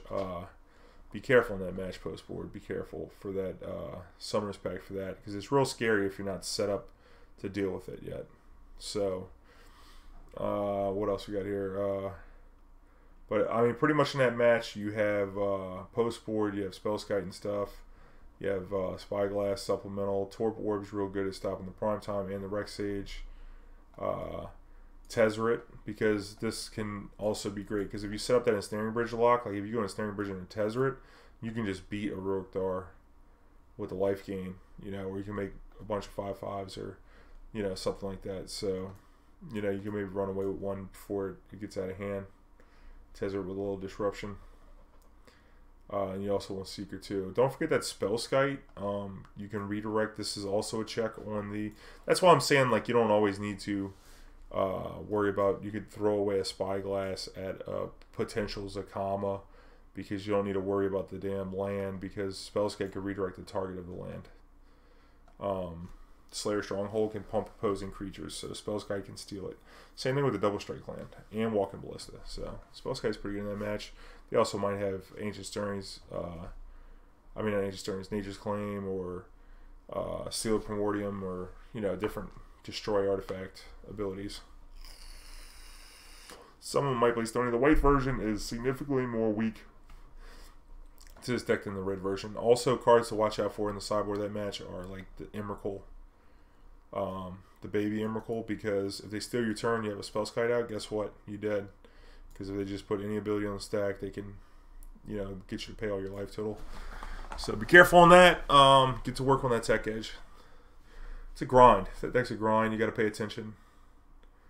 Storm's a tough one. I don't have much success against Storm, but you know, for the most part, some cards suck like Spyglass. I mean, usually game 1, if you get the Chalice on 1 and 2, it's really hard for them to. You want a Chalice on 1 to slow down the cantrips, but then you eventually want to get a Chalice for 2 out there. That way they can't do their rituals, but then you can still be beat. But if you get a Chalice for 1 out, they can't repeal any of your Chalices in the future because the converted mana cost is always going to be 1. So that's important. You want to be careful because they have their storm creatures. We also have Dampen Sphere, which is good against them. The bridges are not great. If they empty the warrens, you'd rather have engineering explosives. It could set you back some Welding Jars, but you know, to save your Chalices. But I mean, if they blew their whole load to make a bunch of 1/1s, being able to clear them out of EE is good. It's also interesting to note that you can just Whir for 0 to get the EE if they had an empty turn. So that's something to look out for. Witchbane's also a good pile-on card, but you're just trying to stack up enough prison elements. The biggest ones, Chalice for 1, Chalice for 2. Post-boarded games, you want to be careful because sometimes they have Shattering Spree, which Chalice doesn't handle well. If you have Chalice on 1, it'll counter the first copy, but not the replicate copy, so you want to be careful of that. Spellskite does a good job against Shattering Spree as a whole because you can redirect all the targets to the Spellskite. Might cost you some life, but it won't cost you your board. They also have Wipe Away and stuff like that, so it's kind of hard Storm because you're not clocking them that well, and you don't have super hard locks because they do have cards like Wipe Away, Repeal, and they could actually flash them back. Tormod's Crypt's really good in the match because you don't have to worry about passing flames, and in post-board games, if they do bust you up a little bit, you know, Tormod's Crypt was free, and if they shed, you know, one piece of it and then fizzle a little bit, you can put them out of being able to flash back, you know, more interaction for your lock piece that you redeploy. They got bounced or destroyed, you know, like you have Academy Runes, you're going to get it back, you survived, get it back, play it again, Tormod's Crypt them to where they can't pass in flames. Yeah, so, but like post-board, you just want the Spellskites and you want both the Tezzerets because they help find more lock pieces to pile on, and they're also very fast clocks of their own. So they don't have all day to cantrip and try and find, you know, the perfect way to bust out of the lock pieces that you have present. Also, bear in mind this card, Dampen Sphere, in the matches where it's really good. Sometimes you don't want to play it out there naked if you don't have to. Against a Tron opponent who's not making Tron on the next turn, you might want to just not run out there on turn 2 and maybe play a Spyglass to check them out first, see if they have the Nature's Claim, or you want to get that Chalice for 1 out before you get the Sphere down. I've lost a lot of games both to Storm and Amulet and Tron from running that Dampen Sphere out there early. Sometimes it's unavoidable and you just have to do it, but you know, if you can avoid it, you should. Even if it means just taking another draw step to maybe draw a Welding Jar, could save your whole game. Because it takes too much to get your 1 Dampen Sphere out of the graveyard. I mean, we're talking about a whole Academy Runes turn before you can even recast it against a deck that's coming with fast mana. So, sometimes you want to play a second one on the board. I played a second one on the board on Sunday. I don't think it's bad to do so for that reason that I'm expressing right now. In those matches, they know it's there. They got the removal. So...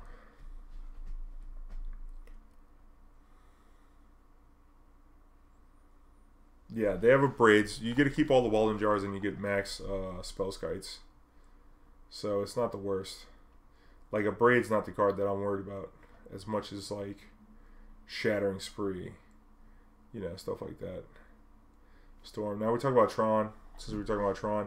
Tron is not that bad of a matchup. Chalice for 1 is deceptively good against that deck because they play so many Spheres and Ancient Stirrings. A lot of 1-drops in that deck. Things you want to be mindful of is keeping Relic in check. Sometimes you want to play the EE on 1 so you can blow up a Relic. Because the bridge isn't the main game plan in that match. The main game plan is Crucible, Tectonic Edge, right?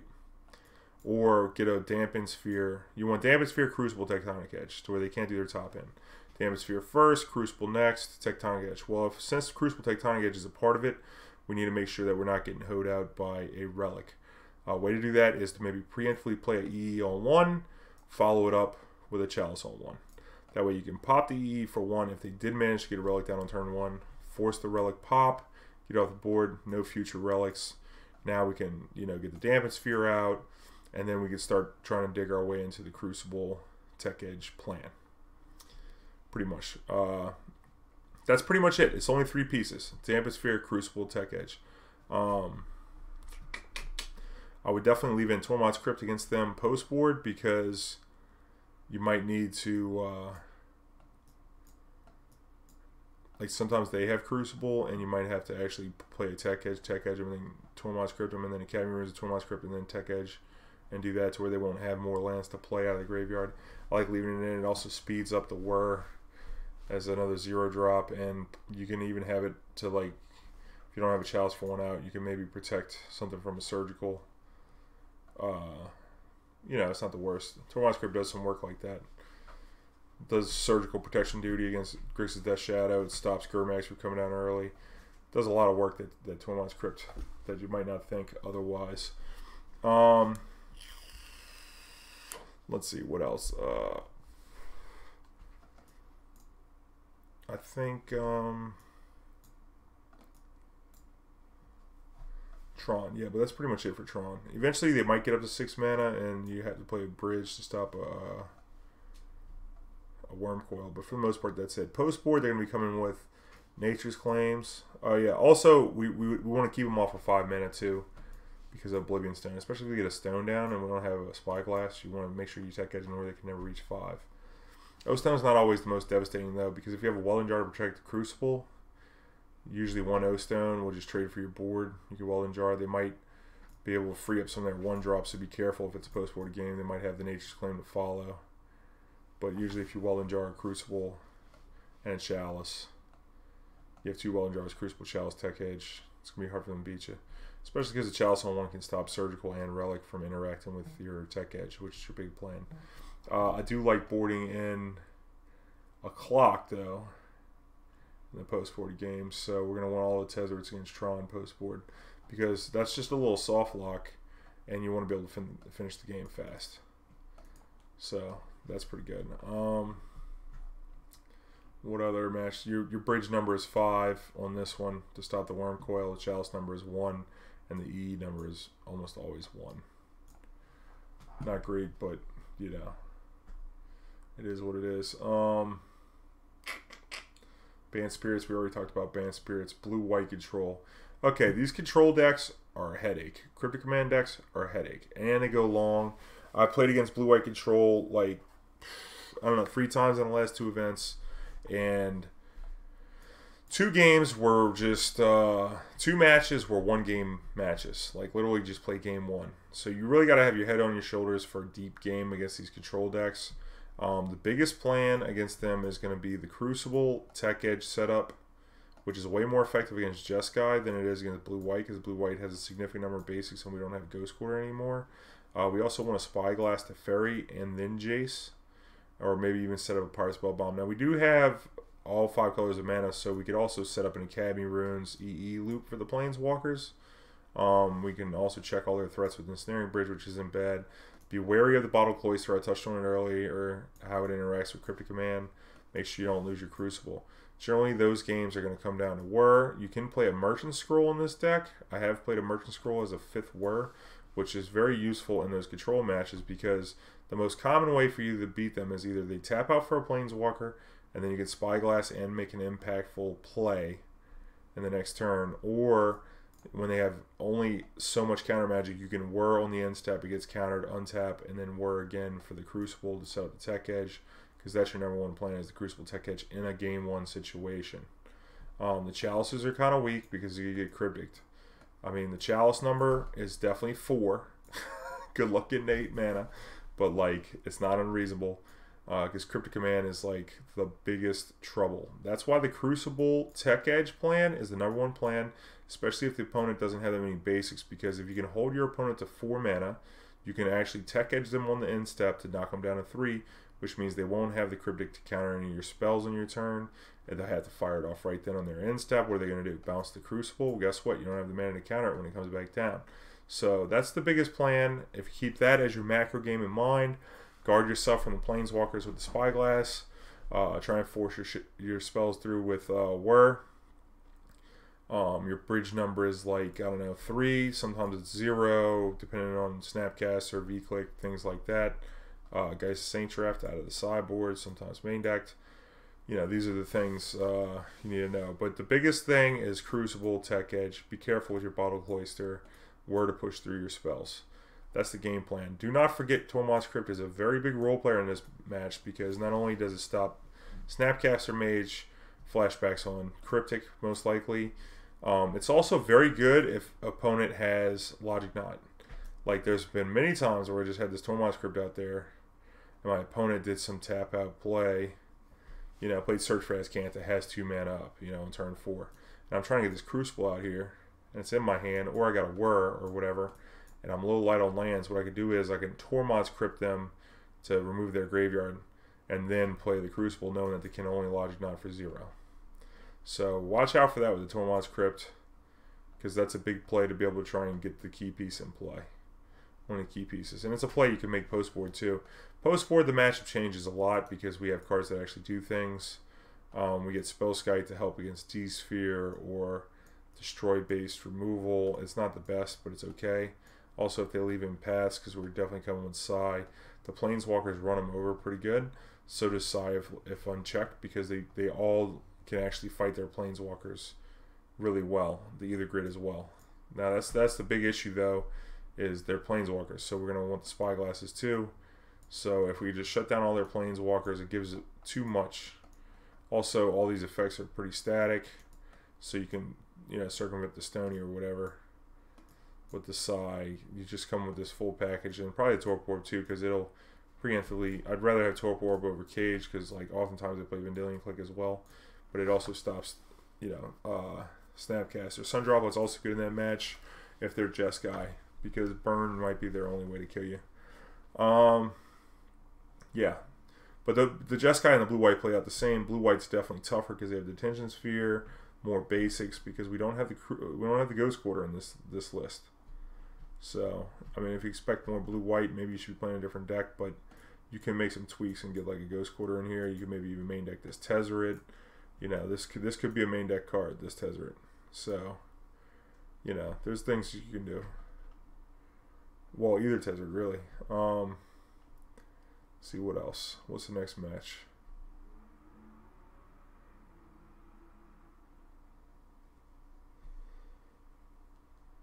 I don't know what this is code for. Rye PUW. I don't know what that is.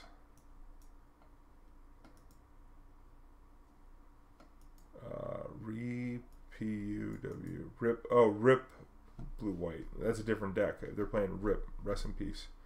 Okay, then you're gonna board differently. Again, I'll share the sideboard guide with you later. Jund. Let's talk about strat for Jund. So Jund, the Chalice for one's not that good because they're gonna fire off the discard spells early, and later you're not gonna have actual cards for them to discard. Chalice for 2 is a little bit more meaningful.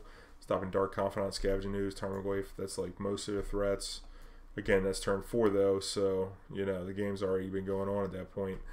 Generally in that match, you want to set up a bridge to stop their attacking, and you want Bottled Cloister so that you can draw through stuff. You're going to incidentally need your Academy runes in some spots, so usually a Spyglass is going to name. I've a few minutes about to stream for a bit, but I will be catch up on the rest of the video in the group. I will be back to check out the rest of the vid. Okay, tight. So, you know, the Spyglass is generally going to name...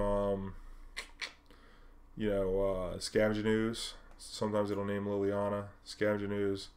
If they're a straight green-black build, sometimes you name Field of Ruin to keep your Academy Runes intact. Academy Runes plus Welding Jar can really keep your bridges in play, and then they won't be able to kill you except through a Liliana ult. So don't forget that Witchbane Orb actually stops Liliana's both sides, the sack and the ult. So it's pretty safe. Basically, it's a 4-mana Spyglass for Liliana. Because the plus is pretty irrelevant. It's the -6 that you're really worried about. So get what Jars in play. Protect the bridge. Protect the queen. Bridge. Cloister helps with that because you'll be drawing 2 a turn. Your EE number is going to be 2 in that match. Sometimes it'll be 3, but that's going to be way down the road if a Lily's threatening the ult. Generally, it's going to be 2 because you want to kill that Dark Confidant early before they can really get out ahead of you. Chalice number is usually 2, but if you got to play it on 1 to get a worse setup, you know, it's not that big a deal. The match gets tougher post board because they have Ancient Grudge. We do have some other tools. We get more protection, but like if they're heavy on Ancient Grudges, like 3 Ancient Grudges on the board is going to be tough to beat. But yeah, pretty much same plan. Get more card advantage, really. Tezzeret, Seeker, Sai. You can even play a Padim in the sideboard. I generally like Padim against that deck other than Liliana, but if you can like Spyglass into a Padim, you name the Lily with this, then you come with a Padim, and then you really need Assassin Trophy for Padim.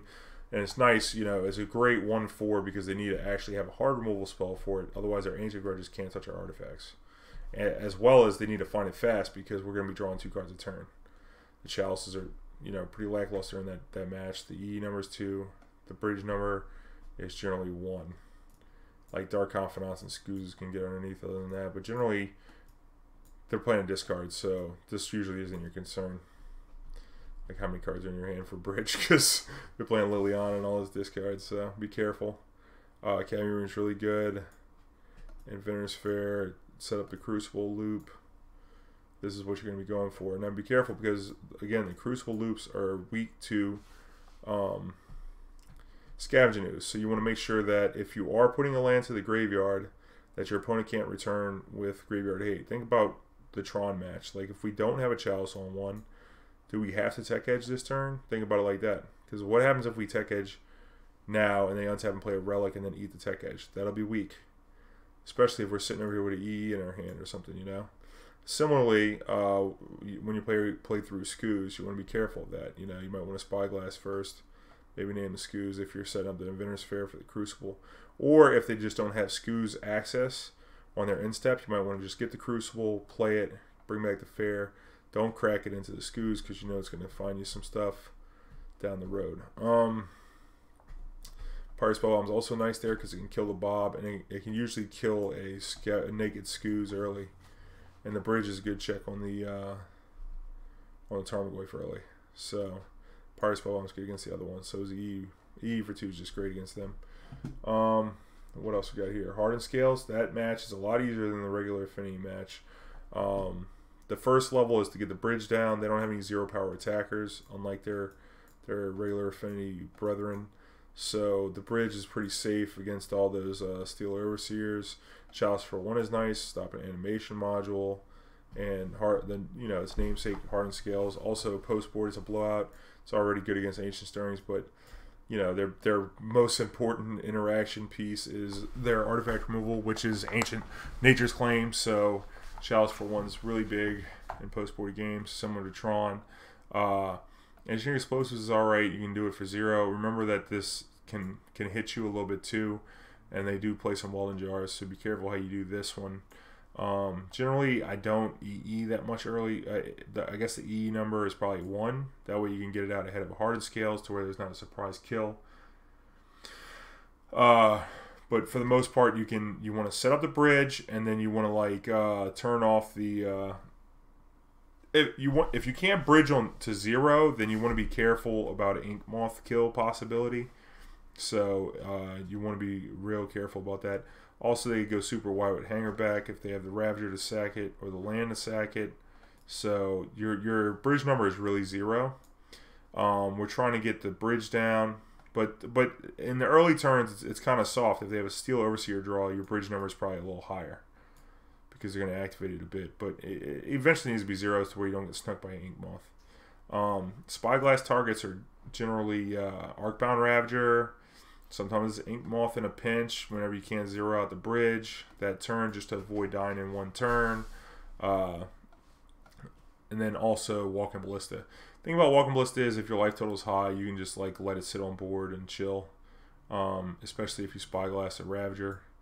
Even if they have a Steel Overseer and they can't attack, like it's really not that big of a deal. But Ballista does make sure that your bridge number has to be 0 because don't forget that they could always just shoot down to 1, attack for 1, pump, and that could like eke out a couple extra points that might be relevant throughout the rest of the game. Don't forget that Witchbane Orb, similar to the Liliana and the Jund match, could just be Spyglass number 3 when you're naming the Ballista. So we want bridge, we want Witchbane Orb, or whatever, Bridge, and then Spyglass on Ballista. Long and short of it, that's it. But there's a couple little things on the in between that might play a little differently. Also, say we don't have the Spyglass or the Witchbane for the Ballista. If the Ballista is exposed, don't forget that we can possibly just E for 0 at maybe the casualty of a couple Welding Jars to save our Chalice or whatever. Or our Mox or whatever, to just get that Ballista off the board. And then you get to milling them with the Crucible, and that's all good. The Crucible, Ipnu Rivulet. I've been in spots like that too where I didn't have a Spyglass, so I just started aggressively milling them. I guess now's a good time to pause and say that sometimes you're going to mess up with this deck, or the game will change. You'll play a Spyglass, you'll look at their hand, they'll name something, and then like the game will change. Like the card either gets discarded to Faithless Looting or gets shuffled back in from Jay's Brainstorm. Different situations like that happen, and then when they do, don't forget that a useless EE can sometimes be good if you have Academy runes already set up, because you could EE away the Spyglass. And then usually for little or no damage, because that's like the only 2 that you play in the main deck. And so you can pop the Spyglass and then Academy runes to reset it after the game has changed. That has happened a bit too, like against Jund. They'll have their Scoozes out there. You'll EE for 2. You have the Spyglass on Lily. The Lily's on, say 6. And you had to Spyglass it, and no, it's on 6. And you Spyglass the Scooz. You can play the E for 2, pop it. It kills the Scooz and the Spyglass. And the Scooz is dead at the same time, so it can't exile either one. And then now you can use the Academy runes to buy back the Spyglass. And now Spyglass the Liliana. See? A couple cool things there. Alright, moving on. Hardened Scales, that one's pretty easy. Jeskai, we talked about that already. Black-green is just like Jund. The big difference in that is they have less reach, no bolt. They're not going to have Ancient Grudge, so their removal is going to be Assassin Trophy, Abrupt Decay. But the big difference is they do have Field of Ruins, so they can profitably interact with his Academy Runes, unlike Jund. Jund doesn't really have a good way to interact with Academy Runes other than Scavenge News. So if you're trying to play the deep game involving these lands, that's going to be some trouble. They can catch you off guard, like destroy your Academy Runes on the end step, and then so be careful how you sequence your land drops. Like, it might not be good to just play the Academy runes. Don't forget, you can't use the Academy runes in the face of the Field of Ruins, because whatever you put on top will have to get shuffled back into the deck, which is good and bad, because if you're just drawn to a bridge, sometimes they're going to destroy your runes anyway. You might as well just put the bridge on top, that way it gets shuffled back into your deck. That's some little small inches that can add up to a mile. What else? Regular Affinity is a little different because they have 0 power creatures. And this should also note, post-board Spellskite's really good. Don't forget how it interacts with Modular.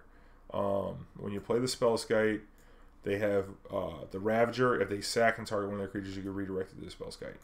Now, they could decline to put the counters on there, but you could change the target. So that's important. Also, it's good against the Nature's Claims coming out of the Hangerback Walker deck. I call it the Hangerback Walker deck, the Hardened Scales deck. Hardened Hangerbacks, I guess. But regular Affinity is a little different because they have 0 power creatures that can attack underneath the bridge, which is super annoying. You might want to consider, playing the Chalice on 0 to stop Ornithopters. Although it will set you back some. And since they're across 2 different mana costs, it makes it a little difficult. Pyrite Spellbombs can do some good work here. We want to be Spyglassing not just Ravager, but sometimes we have to do Cranial Pudding, because they can attack with the 0s.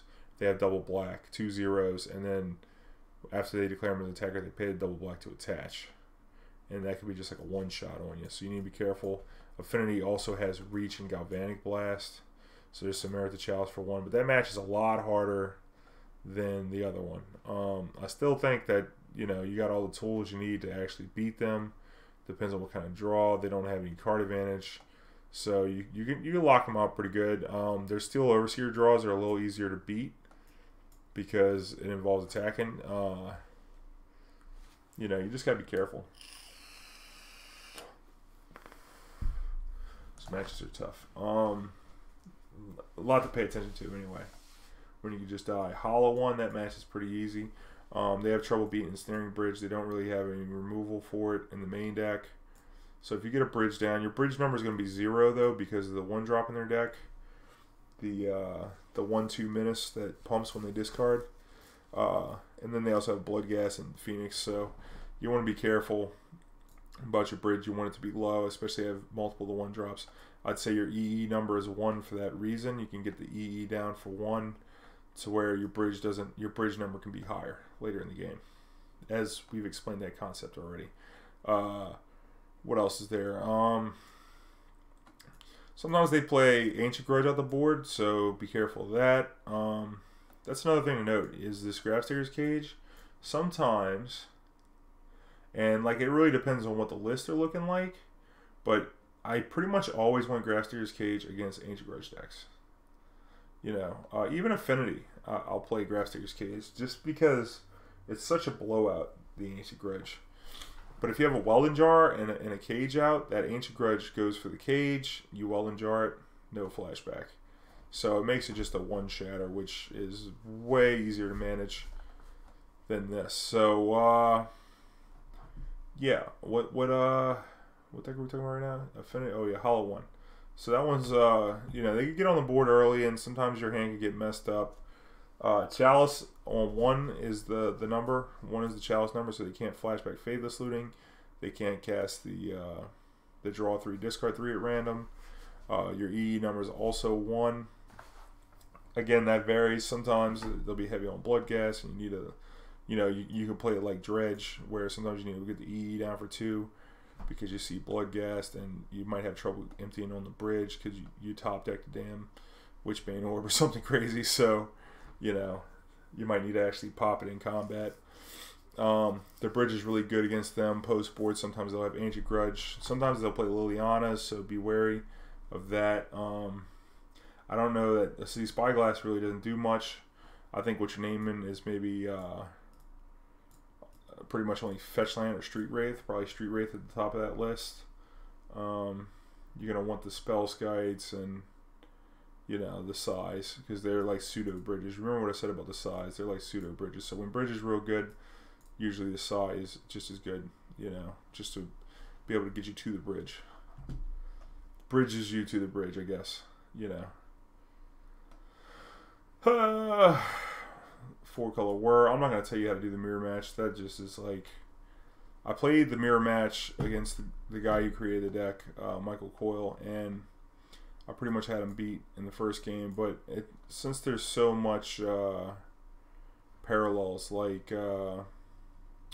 Sorcerous Spyglass turning off our own stuff, Engineering Explosives blowing up our own stuff, it really becomes tough. What's important is the number of cards in your deck, because the first game is almost certainly going to come down to natural decking. Because at a certain point you'll be able to Spyglass and name that Ipnu Rivulet, and then so nobody will be able to do any regular decking, or get a Witchbane Orb out to where they can't target you with Ipnu Rivulet. If you name EE on the first Spyglass, if either player does, then the EEs are locked and pretty much every permanent cannot be removed. So at that point it comes down to natural decking. I actually got him because I initially Spyglassed the EE to where he couldn't interact.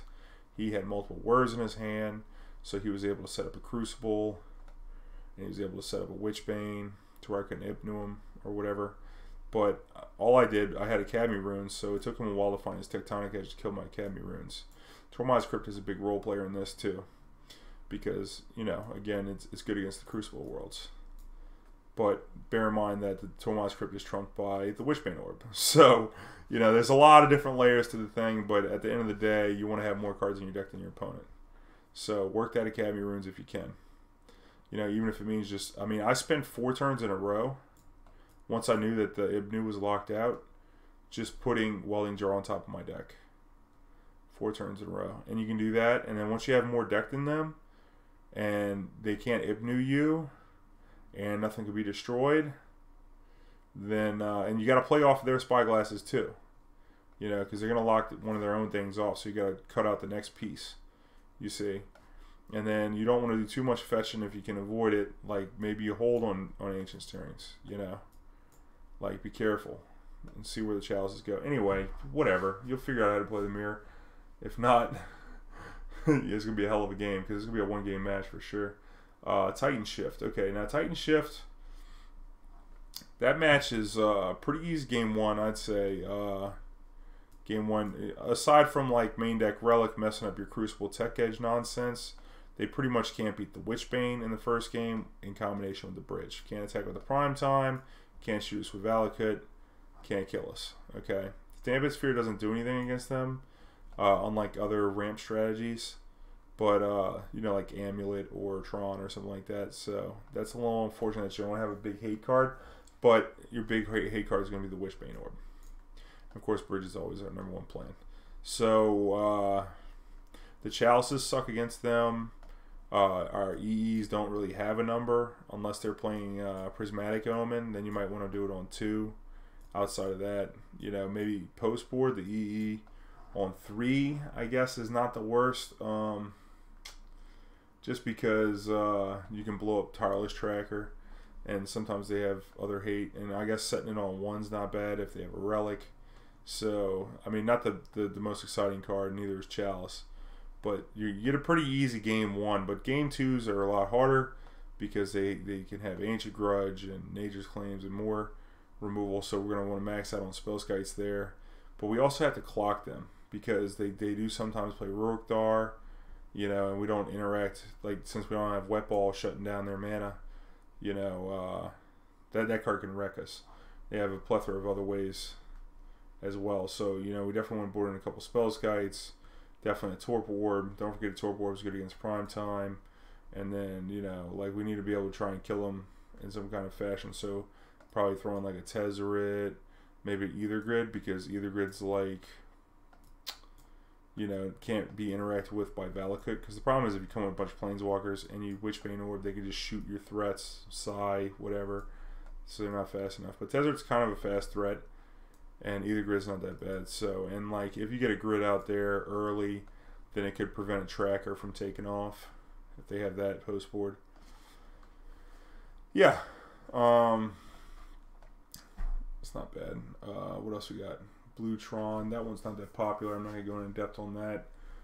Traverse Shadow is going to be similar to the Grixis Shadow deck. Chalice on 1 is quite good.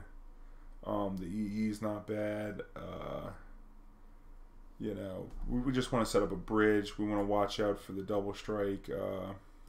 Don't forget in those matches where they play the not Become Immense. What's the name of the card? The double strike. Your creature uses double strike. Damn, I can't remember the name of the card of it. But you can redirect that one to Spellskite too. So Spellskite does a lot of extra duty there because it protects your bridge as well as like stopping them from a potential lethal early with a double strike while you're trying to set up a bridge. They are going to have a lot of discard, and you know, generally, you know, you play it a lot like Grixis Death Shadow. Chalice for 1's good, and you know, get a bridge out and protect it. Be careful about, you know, decks that play discard and surgical and stuff. You know, I hate getting my Ensnaring Bridge. That's why Chalice is such a big player on 1. Turning off that surgical really gives you a lot of room. Because like our deck's falling apart with that Ensnaring Bridge. What else they got? Like Mono Red Phoenix. These Phoenix decks are good matchups. The Mono Red one's a little different though because it could be a lot more explosive because they don't play Thing in the Ice. It doesn't take as much time. They have more reach with burn spells, so it's kind of like a cross between burn and not, and they might have Eidolons out of the board too. So the Mono Red Phoenix deck is a little tough. Our Spyglasses are dead. Crucible's real slow. We definitely want to get the bridge out just like we do against burn. I'd say it's pretty much the same plan as the burn plan earlier. Get a bridge, get a Bottled Cloister, and try and gain some life off this Inventors Fair while you're trying to hunt down that Witchbane Orb. Pretty much the plan. Try and get that fast. I'd say your Chalice number is definitely 1. Your EE number is a lot worse than the Blue-Red Phoenix deck because they don't play that many permanents. I'd say it's probably 1 for the Monastery Swiftspear if you got to play it out there early. And then, you know, your Ensnaring Bridge number is definitely, you know, 2, but it slides down if they have the Swiftspear or whatever. They don't play that many creatures, but Mardu Pyromancer, that's another good matchup. You have Ensnaring Bridge. Now they do have Blood Moon, which is more impactful against this version than the list that played fetches. It's still not unbeatable because we do have Mox and Engineering Explosives, so we can get that thing up to 3, especially if we have an island already. Generally against Blood Moon decks, I like to just Tolaria West for the island, especially if I have Engineering Explosives and a Mox. That way I can ensure that I can play the EE for 3.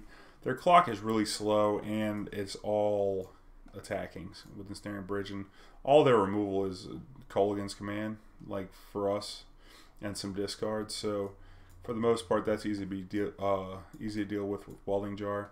Get a bridge down, get a Bottled Cloister down, you know, and then, you know, Chalice number is 1, EE number ranges. It could be 0, it could be 2, it could be 3. Not that many 1-drops. I guess sometimes they might have Grim Lavamancer or a Swift Sphere if they want to be a more aggressive version of that deck, but generally it's mostly just spells. EE is not particularly great. It does blow up Lingering Souls tokens for 0 and the 3-drops that mess you up. Post board, they might have Stony as their artifact hate card. Be careful because a combination of Stony and Blood Moon can actually destroy your ability to break out of the Blood Moon, because you're not going to be able to get 3 colors because the Mox is going to be turned off, you know, in this list in particular. Now if you're playing the Fetch Shock version, that's a different deal. That doesn't include Ancient Stirrings, but overall that match I would say is very favorable. Discard's not great, can't beat the bridge, their clock is slow, you know, their haymakers aren't that hard, but just make sure that they don't get you with the ones that can juke you. Maybe preemptively play this Engineering Explosive for 3. Now the thing is Stony, like if you have a Tezzeret, you want to get the Tezzeret down, you know, before they can Blood Moon you off of it. You know, be careful about things like that. That's one of their few ways to get you. Don't get got. It's a good matchup. Colorless Eldrazi. That one's close to a bye because they can't beat Ensnaring Bridge. As long as you can get a bridge or a way to get it out there, their only way to remove this bridge is like Ratchet Bomb, which is slow as all hell and stoppable by Spyglass and hell, Welding Jar. So like, you know, don't get caught out by a Ratchet Bomb on 2. Like maybe don't play your Mox out there that early, you know, like don't expose yourself to a Ratchet Bomb just sweeping you off your game and taking 3 of your cards. You know, be careful for things like that. But outside of that, just get a bridge, stick it. They can't beat it. Pretty much. Like, and then your bridge number is so high too because their threats are all 4 or 5 power. So you don't have to worry about that. I'd say the EE number is probably 2. So you deal with the mimics and spyglasses because they might try and spyglass you. That could jam you up in a couple different spots if you're counting on something. Although if they're going to spyglass you, they'd probably just spyglass the explosives, but that's probably okay too, because that's basically your explosives killing the spyglass in that instance. Bridge number high, Chalice, terrible. So I don't even know. They're a Chalice for 1 deck themselves, so I don't think your Chalice number is anything really. Play it on 1 because you have the least amount of 1s. But it's pretty easy. I mean, all you need is 3 lands and a bridge and not get thought knotted, and pretty easy to beat them. Dampened Sphere is not too bad. It's not great, but it does. If you're on the play and you have a Dampened Sphere, it's not that bad against them because they can't get their busted early thought knot draws because their Eldrazi Temple only taps for 1 mana. Pretty easy plan, both pre-game and post-board. Remember to watch out for the Ratchet Bombs post-board. What else we got here? Lantern. That match is easy.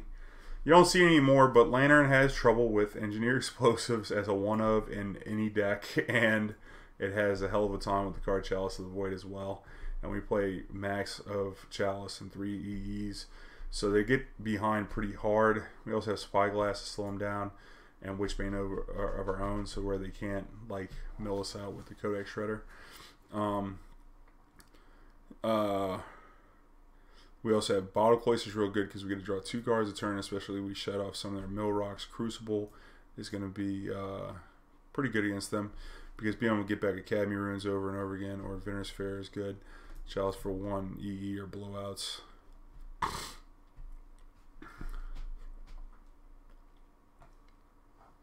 Plus all these planeswalkers on the board. That'll mess them up too. Lantern's just pretty much a buy. It's tedious, but pretty easy to beat. Ad Naus, that's one. Okay, so Ad Nauseum's a little tough. If they suspend Lotus Blooms, you might want to consider playing the Chalice for 0. The Chalice number is usually just 1 though, because they have a lot of 1-mana cantrips, and it also shuts off 1/2 of their combo in Angel's Grace. Your EE number is going to be either 0 or 3, because you want it on 3 so you can pop the Phyrexian Unlife. If you have a Chalice on 1, EE on 3, it's going to be very difficult for them to actually combo with the Ad Nauseum, so long as you leave the mana up for the Engineering Explosives. Chalice on 0 also does stop their blue pact. Bear in mind that sometimes if they have Lotus Bloom on suspend, it looks like they're going to combo next turn. You want to play the Chalice on 0, they're going to have to pack this Chalice here, because it'll also stop that. So you can maybe preempt with the Chalice and do something else. Remember that if you have a Chalice for 0, you can't play another Chalice for 0 because it counters itself. I see a lot of people do this online, so just be careful you don't do it. Somebody's done it in real life one time to me, and you know, it's a silly mistake that you shouldn't make. So the EE on 0, you could also pop the Lotus Bloom on their upkeep. Don't forget that the EE on 0 also kills your Chalice. Be careful. The symmetrical effect of Engineering Explosives. So the Chalice is on 1 usually, and then you could also get it on 0. Dampen Sphere is nice because their spells get more and more expensive, so their Angel's Grace into the next thing. Dampen Sphere can slow them down in a pinch. You're trying to set up a Crucible Tech Edge, and you want control over their Lotus Bloom. Pentad Prism might be a call to play a EE blind on 2. If you think they're going to come down with a Pentad Prism. But, you know, it's kind of tough. If you have the Witchbane Orb, they can't use the Lightning Strike to kill us. This is kind of important because a Lightning Storm, or whatever it's called. Or you could also Sorcerous Spyglass name Lightning Storm to where they can't discard lands to make it bigger. So you could cut off that side of their win condition pretty easily. So usually they're going to have the Laboratory Maniac that'll kill you.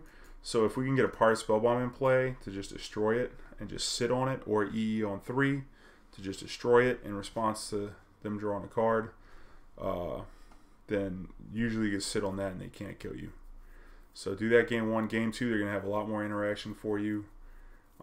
Not really sure. I think you follow the same game plan you had game 1, except maybe you'll have Spellskite to protect your stuff, you know, and you're boarding the Tezzeret to maybe increase the clock to where you come. That's pretty much a big plan in a lot of the sideboard games, especially combo decks, is you want to come with the fast clocks of the Planeswalkers, so you can do a little soft removal, because post-board, it's not going to be as hard as, I mean, you could do soft prison, because these are like hard prison elements in game 1s, but in game 2s, when people have access to, you know, bounce spells and other interaction, you know, it's not hard lock like it is in the first game. So, you know, you definitely want to come with the clocks in a lot of matches. Let's see, another deck, Red Prison. That deck is just really hard to beat. Mostly, like to win a match post board, they have Shatter Storm. Like you can't regenerate through Shatter Storm, Welding Jar. So it's just a straight nightmare. Yeah, they're both Chalice decks. They have Blood Moon, which is pretty effective against us. We want to get an Engineering Explosive down for 3 because we want to be able to pop the Blood Moon. The cool thing about having all this mana here, all the different colors, is we couldn't get the EU worked up to like 4. You're probably going to set up a natural deck scenario. The bridge isn't that big of a deal unless they're playing like Rabblemaster or Hazoret or something like that. So pretty much, you know, it's just afterthought. The Chalices don't do much. Yeah, I guess you know, you gotta needle their Planeswalkers. I played against it. I was going to natural deck them in the first game. That's your biggest hope, especially if they have Shatterstorm, that they play a long game 1 with you. That takes up the whole round, and they don't realize it's going to come down to natural deck. And also make sure you don't count your opponent's deck whenever you're thinking the game's going to come down to natural deck, and don't say, hey man, how many cards in your deck? Because if you do, that's going to be a problem, because now they're going to be tipped off to what you're up to. Oh, he's trying to natural deck me. I better not crack another fetch land. I better not do this. I better make sure my deck is, how can I get my deck bigger than his? You know? And it's the type of thing you don't want them to know until it's too late. Pretty much. So, the best way to do that is count their permanents. Just take a glance over their permanents, how many cards are in your hand. You could add those together and then say, hey, is there ever check out your library? And slowly count it. Don't count out loud. Don't look like you're counting it. Just, you know, check them out. And then you could add it up and then, you know, take 60 and subtract that number. And then you can do the same on your end, and then you'll come up to a number. You know, that's like the best way without giving it away. Obviously, you have to do it fast, but you can do it over the course of 2 turns. Do theirs on 1 turn, do yours on the other turn. You know, whatever. That matchup's gonna be tough though with the Shadowstorm on the board. You need a Needle to Planeswalk. You need a Spyglass to Planeswalkers, and then the Chalices are pretty terrible. And then you got like you know, bridges if they have the creatures. But you're trying to set up this lock, but you need to constantly keep the Engineering Explosives on 3, so you keep the Blood Moon, you know, off the rails pretty much. And then you want to have it on 3, and then in a turn, if you're you want to set up to a point where in a turn you pop the Engineering Explosives for 3, right? And then you also put the Academy Runes back on top. You put the EE back on top of your deck. Immediately replay it for 3. That way it's back in play, and then that way they can never keep a Blood Moon in play. That's what you need to do, because as long as you have access to Academy Runes, you can actually naturally deck them. You know, there's not any one thing that you need more than others. Don't forget that if they have a Koth, their ultimate is stopped by the Witchbane Orb. Bear in mind, if it's post board though, they can still shoot your Planeswalkers due to recent rule changes. Same thing with the Chandra ultimate. It's not that scary. The Witchbane actually gets both the Planeswalkers quite well. Koth, if you have Ensnaring Bridge and a Witchbane, can do no damage to you, and Chandra, if you have Witchbane, can do no damage to you. And I don't know, I don't remember if you have to choose a target for that or not. Let me look that up.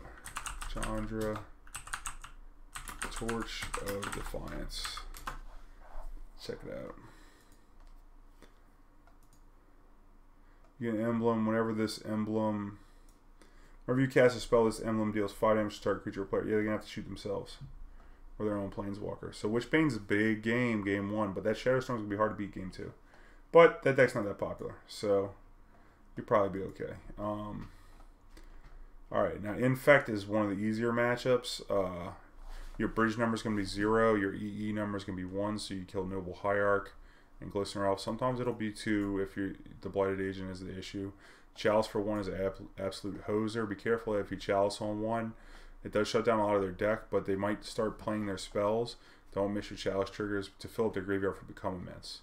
So be careful. Also, don't forget that you can Tech Edge Inkmoth, or you can Spyglass it. If they're, you know, a little short on Infect threats, like they don't have a Blighted Agent, they had an Inkmoth hand, this could buy you a lot of time. That's generally going to be the call with the Spyglass. You also have, you know, you want your bridge to be 0. Pretty much. Bridge on 0, and then, you know, Chalice on 1. These cards just are big hosers of that deck. Chalice on 1, and bridge. You need a 0 bridge, though, so you might have to get a Cloister. Make sure you sequence to where you can empty. Be careful with your baubles not to draw too many cards and slip up, because if you have 1 card with the bridge, that could be enough for them just to attack and kill you with some pump spells. So be careful with that. Post board, they'll have some artifact removal. Sometimes they'll have Spell Pierce, another reason why Chalice of Void's real good on 1. A lot of their interactions, 1 mana Nature's Claim, stuff like that. You still keep it in Welding Jars. Either grid's pretty good, but you want to be careful. You probably don't want the Tezzeret. You don't want your curve to be that high. Any deck where your bridge count is like -1, then I mean, it is -1 against them because they have Noble Hierarch. They can kill you with regular damage just as well. But post board, we get the 4 Spellskites. That's really big game. We have Chalice, Spellskite, and Ensnaring Bridge. You got a lot of haymakers. Don't be scared of mulligan. You know, it's less cards in your hand to try and empty for bridge too. So don't be scared of mulligan one of these hay pieces. What else we got here? Blue-black mill. Oh god. Yeah, I've definitely played against blue-black mill deck. Big plan against them is the Chalice on 1. They don't have any creatures, so the bridge is kind of dead. Witchbane is nice to where they can't mill you out. You got to watch out for... The big plan is to get a Crucible in play, a Chalice on 1. You need Chalice on 1 to stop the Surgical. Start with that. Need a Chalice for 1. Sometimes you get an EE for 2 if you want to destroy their orb. Mesmeric Orb is what it's called. But for the most part, you need to get a Chalice on 1 early. You need to find a Crucible of Worlds. That's like number 1, number 2. Because once you've done that, you can then mill out your whole deck, because you can get the Academy runes back and you just put a card back on top of your deck every turn. And the cool thing is that if you are putting a card back on top of your deck every turn, then they can't ever deck you, which is their plan. And they can't surgical you. That's their one way to interact with the Academy runes, is to either A, Field of Ruins it, which is going to be our main Spyglass target. It's going to be the Field of Ruins, because we know that Academy runes is going to be our win condition, or stay alive condition. Because as long as we can maintain Academy runes, they can't mill us out. So you come with the Spyglass and then the Field of Ruins, you get the Academy runes out there. You got the Chalice for 1, because usually the list that I've seen, outside of like a fetch land with a crab, like if they have a crab, then they can do instant speed mills on your upkeep after you resolve the Academy runes, and then you'll deck. So really, you get a Chalice on 1, it'll stop the crab. You get the Academy runes out there, you work that, and then you get the Witchbane. And the cool thing is if you manage to get the Crucible out with the Academy runes, you get to keep playing lands every turn from your graveyard. And in doing so, you'll eventually be able to Academy runes back the Witchbane Orb and cast it all in 1 turn. And then they're going to be locked out. You got the Witchbane. So we're looking for Chalice on 1, Spyglass on Field of Ruins, / Ghost Quarter. Like the second Spyglass is going to name Ghost Quarter. So Academy runes, Chalice on 1, Crucible, Witchbane Orb. That's what we're looking for. The rest of this stuff sucks. And like when it comes to sideboarding, you know, the Welding Jars can go. You just leave in like 1. You probably you're gonna want to come with the Spellskites, more Spyglasses for the Field of Ruins, and you know, some fast clock. Not really Psy, but you know, probably like these 4, because you're gonna need a clock after you slow them down a bit. You need to be able to come quick. Counters Company. Alright, Counters Company, that matchup is really depends on the build. They can search their deck, so the cage is going to be good out the board. We're going to want a bridge down where they can't attack us, but they can actually combo with the Devoted Druid. So the number 1 plan is to get a Pyrite Spellbomb in play, or Spyglass for the Devoted Druid, or EE for 2, getting ready to pop it, because we just need to stop them from comboing. Beyond that, they're just going to be a bad mid-range creature deck. Some creatures will have value. That's easily handled by Ensnaring Bridge. So, you know, with protection for sure, because they're going to have some way to destroy artifacts. Definitely want to get that Devoted Druid off the table. I'd say your Chalice number is probably 2, because it stops a lot of things. It stops their 2-drop artifact, creature that lets them dig for more creatures. It counters both sides of the combo. You know, so 2 is probably going to be the Chalice number, especially if we already have a Spyglass out there. Be careful, because some of them played Postmortem Lunge, so even if you have a Chalice on 2, they can always, or if you like EE and you pop to destroy the Devoted Druid, you know, you could just, they can just get it back, and it's alternate cost. It costs 3, even if they only pay 2 mana and 2 life for it. So be careful of that. Pyrite Spellbomb is going to be good there. The Chalices, I don't know if the Chalices are really all that great. I don't think they're very good at all. But there's some list of weird decks I played online that played like Rally the Ancestors and stuff. That played a lot of 1-drops that made the Chalice good. But that's not Counters Company.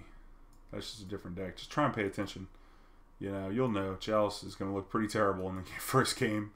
You know, and you'll understand. But you're probably going to be cutting, you know, Chalices, some Dampen Sphere. Witchbane Orb does nothing that match. Probably Tormod's Crypt. Although I'd say you might want to keep the Tormod's Crypt if they're on the Lunge version. But we want to max out on, you know, Spyglasses for the most part. Maybe add another Spellskite or 2 for extra, you know, removal. Because they're going to have Assassin's Trophy / Abrupt Decay or whatever, depending on their colors, to try and bust you up, or Kasali Pride Mage, or Rex Sage or whatever if they're playing Coco. You know, I mean, all those lists, they could have anything in those decks. So you gotta be careful. Just try and pay attention. But fight the Devoted Druid first. And the rest of their deck is just going to be real slow. You'll be able to take care of it after that. Ponza's tough. We got a bunch of lands that they could destroy. Crucible's obviously real good. Blood Moon's going to be a problem. The bridge is great because if you get the bridge out, they pretty much can't kill you. They don't have many ways to actually kill it. So be careful. There's some situations in some matches where you get a bridge out and you have a game locked, but if they have a Blood Moon, or just sometimes Bottled Cloister is a liability. Okay, like don't go every game Ensnaring Bridge, Whir of Bottled Cloister, because if you do have the Cloister sometimes, and this is for games that are going to go real deep, you might not be able to natural deck your opponent, especially if they are able to cut you off with Academy Runes. And if you do get cut off with Academy Runes while you have a Bottled Cloister in play, and that looks like it's going to be an issue, then you need to destroy the Bottled Cloister with an E for 4. Don't be scared to do it. But as far as pawns goes, just try and maintain your mana, keep the Moxes in play. Bridge holds them down big time. Just try and keep mana in play and try and get a Crucible in play. And, you know, Bridge holds them down. I mean, the Chalices suck, sure. Explosives isn't that great. Although for one, sometimes it's not bad. You know, all the Graveyard Hate, Damasphere, and Witchbane Orb, none of those really do anything. Post board, they're going to probably have Ancient Grudge, so we're going to be looking for Spellskites. And we're going to have, you know, the alternate win cons against them, because we can't really prison them out. We're going to need, like, all the alternate threats against them to just try and win the game.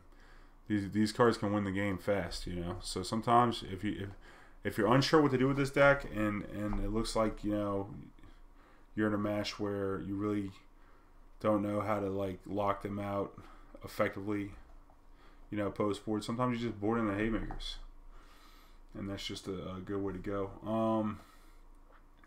What else? Fish is pretty easy, you know, because that deck can't beat an Ensnaring Bridge for the most part. I'd say that your Chalice, your bridge number is fairly low because of the amount of Lords they play. Your EE number is generally going to be 2 unless you want to do something weird and blow up either Vols, but all their Lords cost 2 mana for the most part. So that's probably going to be the one you want to do there. Chalice really isn't that great. I don't think, but I mean, I guess it's not that bad. It depends. If they have a bunch of caverns, that's one thing, but they're going to have like negates and stuff out of the board. We want to be careful. But if we get a bridge in play, barring like Hurgle's Recall, again, Chalice on 2 is going to be good. So your Chalice number is going to be 2. Your Spyglass is going to be on either Mutavault if you're under heavy pressure, or either Vol. And Engineering Explosives is pretty exceptional as well. Your EE number is going to be 2. Your Chalice number is going to be 2. Your bridge number is going to be 2. Or 1, rather. But, like, the bridge number goes up because of all the Lords that they have. Also, be careful when you play against decks with a lot of Lords, because the Lord number can actually change. And you might be forced to actually play down your hand. You know, because, like, Banned Spirits, per se, they might, like, path their own Lord. And then it changed the whole math, and they snuck in for last points of damage. Don't go out like that. Don't go out like no-ho now. What else? Black-Green Elves. Torpor Orb's good for those triggered abilities. Rex Sage is going to be one of the more common ways for them to remove your stuff. They have the green-black card as well. Pretty much they can't beat the bridge. Your bridge number is 0, though. If you have Spyglass, you want to be naming Zuri, to where they can't do the overwhelm thing. Engineering Explosives is pretty good, but they can range their artifact, their converted mana cost. Like, they could easily have an elf, and then they could play the 2-drop that makes a 1/1 token. We're looking at 3 different mana costs against 3 permanents next turn. They're going to play the 3-mana Lord. So EE, while good, it lines up real good with some draws, but just be careful. Your number can range. Generally, you're going to have it on 1, though, because they have more 1s than anything else. Chalice is going to be on 1. Same deal. We're going to want Grafdiggers out the board for sure, because they search their deck.